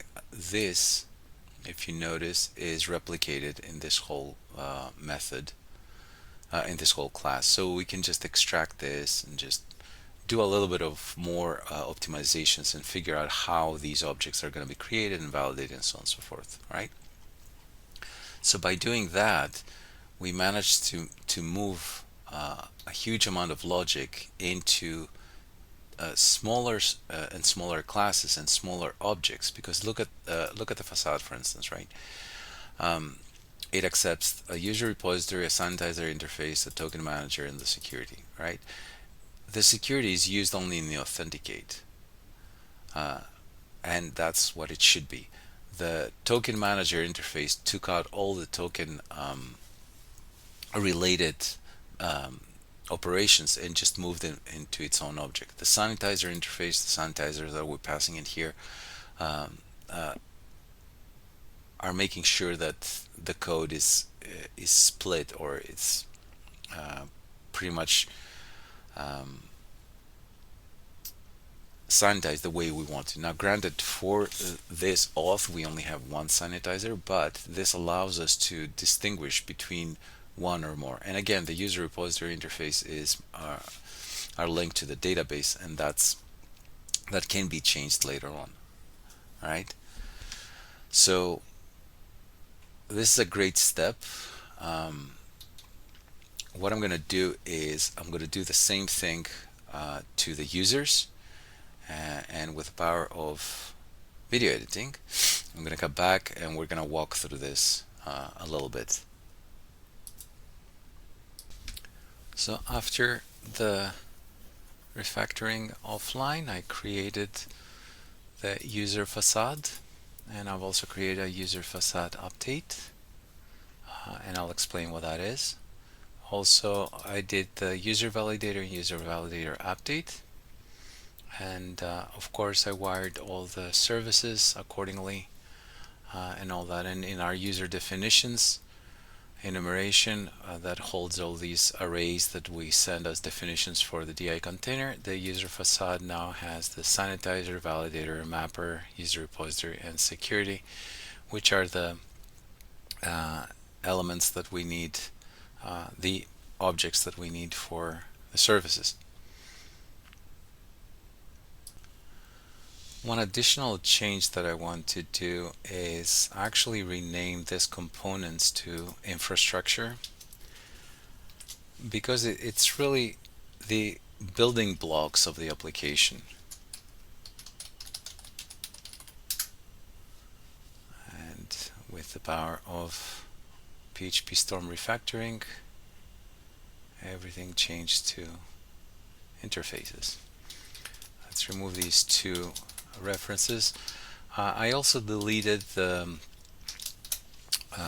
query repository class, because we're utilizing now repository specific for each area, so we don't really need a repository that can or a class that can act as a little proxy to the remaining classes. I'm going to take care of the tests later on, but for now we have this infrastructure folder that we can utilize.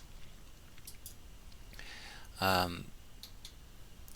me come over here to the enumerations, and in the container user, you're going to see in the facade we need the sanitizer, validator, mapper, user repository, and security, right? So let me just copy these. And if we open the user facade,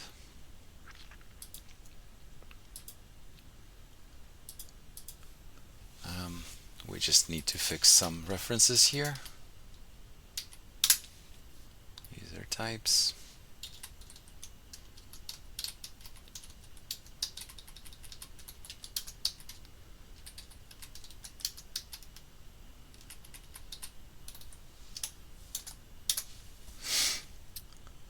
In the user facade, we actually do quite a lot of things. Pretty much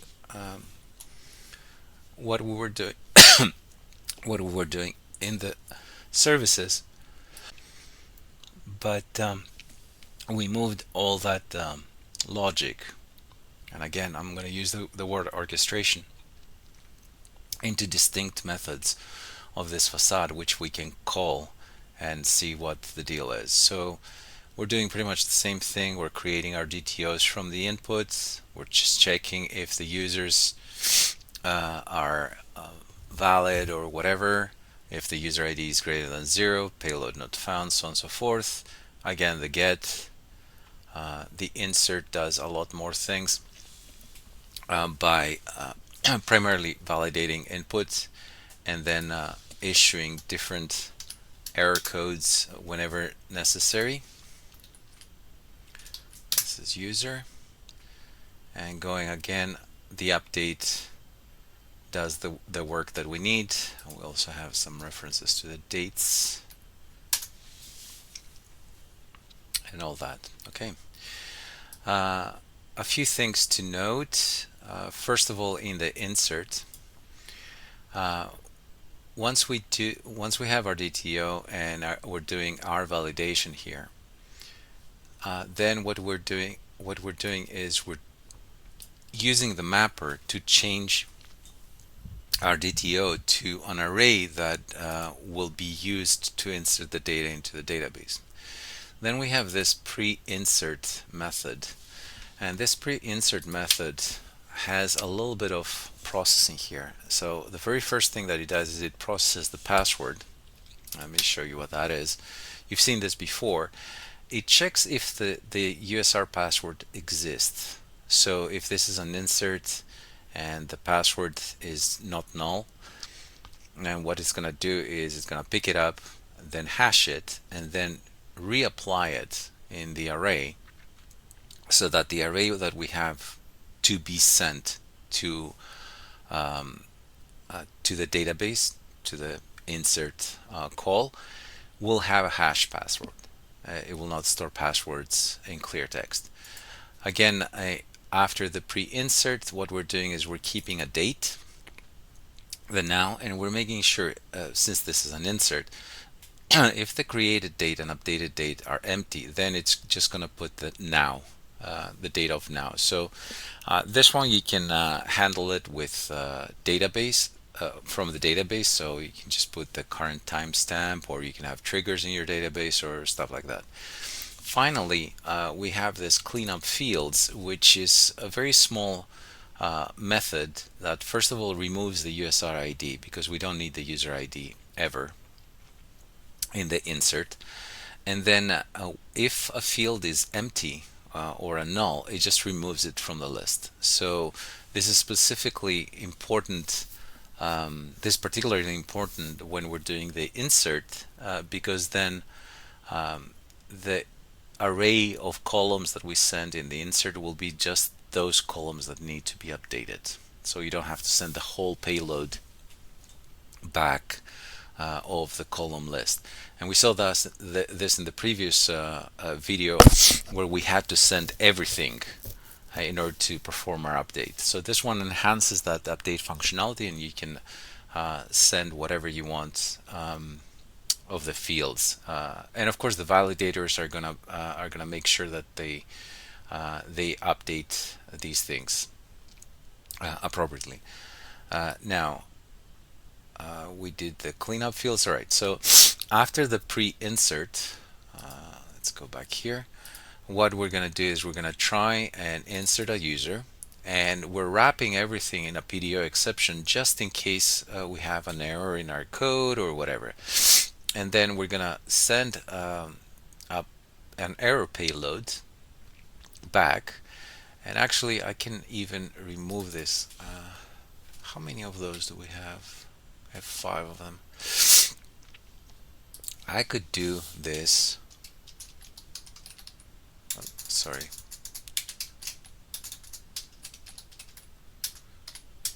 Like that.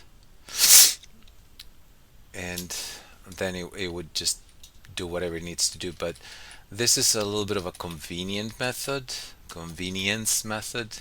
What it does is it picks up the enumeration, then it wraps it into the text and the message. It wraps it into the relevant array that needs to be in order to send the payload back. Again, the same thing with user ID, find the user by ID and then return it back. And it will return it back as the ID of the user, and then as a key and the domain user to array. This functionality, the ID and then the value was the to array, we had it in the UserTransport DTO. And again, that was doing another transformation, if you like. So it was a tiny subtask, but it was delegated to that object. So we took that out, and the domain user DTO, which is the user DTO, just sends you the stuff as an array. So everything else, we handle it in the payload. And again, and similarly, the update has pre-update, then it has the update, and then just goes along with the workflow the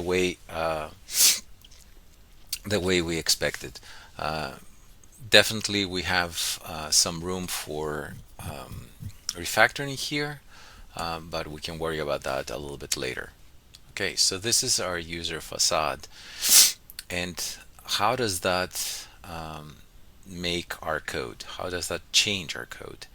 Well, for starters, if you go to the user delete, we need to just call the facade. So the abstract user service needs to change, and all it will need now is just the facade. So get rid of that, and then it will be user facade.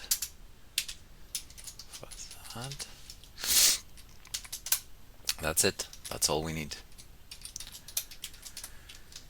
And now the delete service becomes very quickly return this facade delete input. The get, actually let me just copy this, it's going to be easier to do it that way. The get becomes get.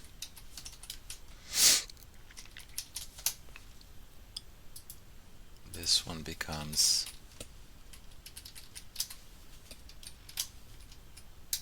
insert. And reminder, this check the dates, we already check them when we do it in the facade, in the pre-insert event or method. So we can just get rid of all of these. And this validator that we have here, the validate input, that one was replaced by our validators, which we're going to look in a little while. And then the put will be update. Again, those are done over there. So this is our whole code, the way it has evolved. So insert, update, get, and delete, and the abstract user service just needs the facade. Okay. Let's look at the. Did I do this though? In the get service? Yes, it just needs the user facade. That's it. Let's have a quick look at the validators that I created. So the validators for the users are located here, and we have a user validator update, and a trait. So the user validator, we need some enumerations here, which I forgot to add. So let me just quickly copy them and I'll explain.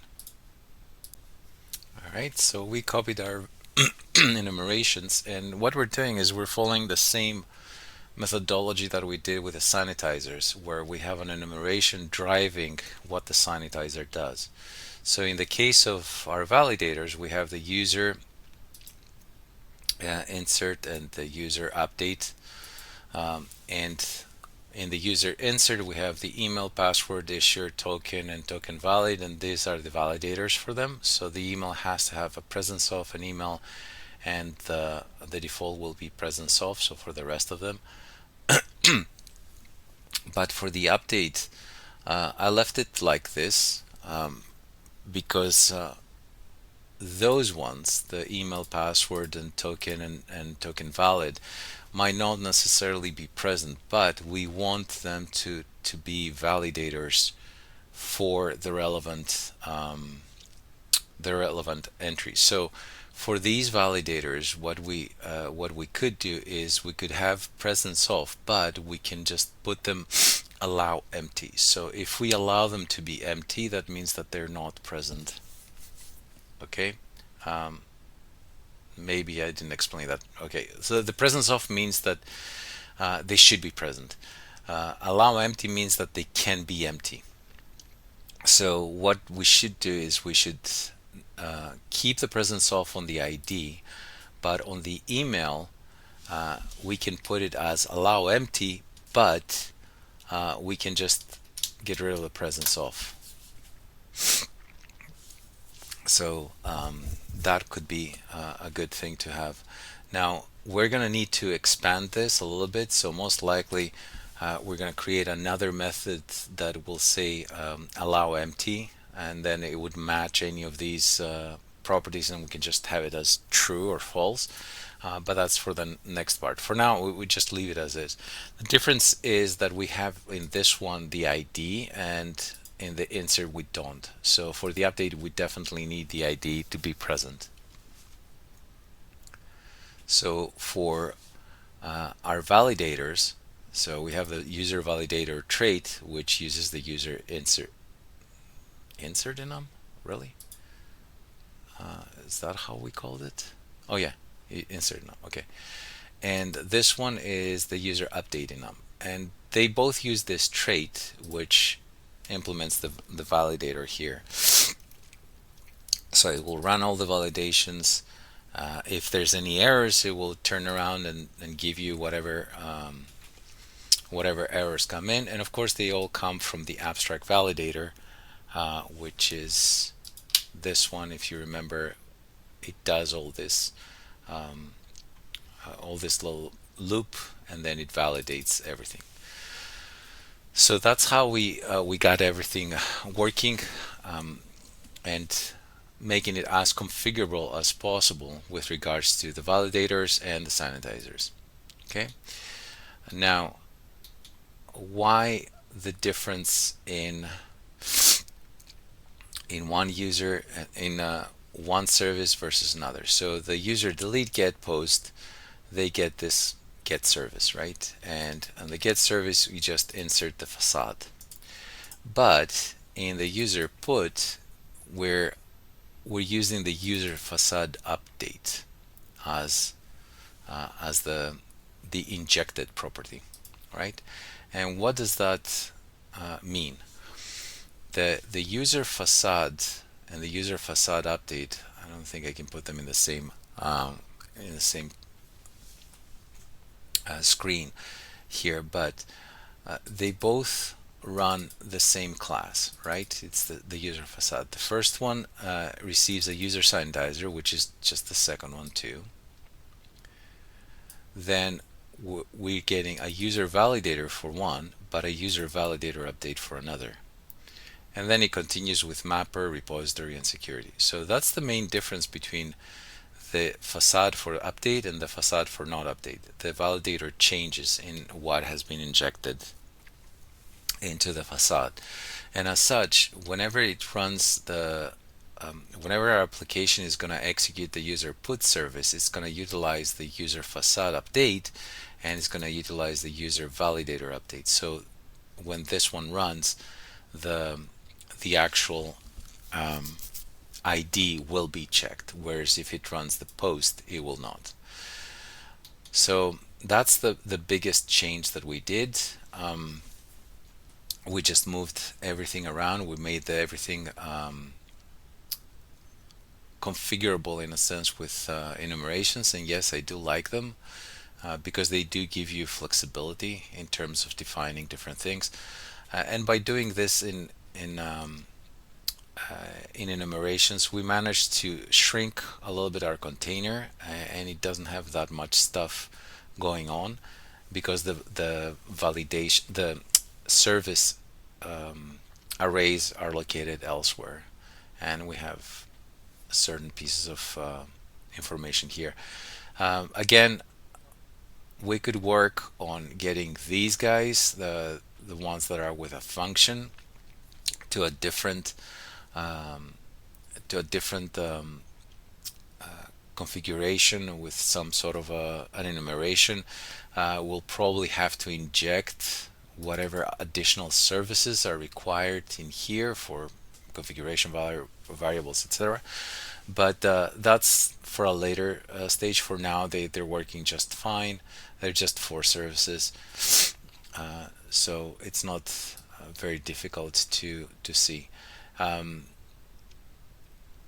I did make an effort to change all these things here with regards to utilizing the name of each class as a um, as the registration, so to speak. The class name being the name that the service is set. But because the Phalcon DI does not support aliases, it was going to be very difficult to utilize exactly the same class, but for a different purpose.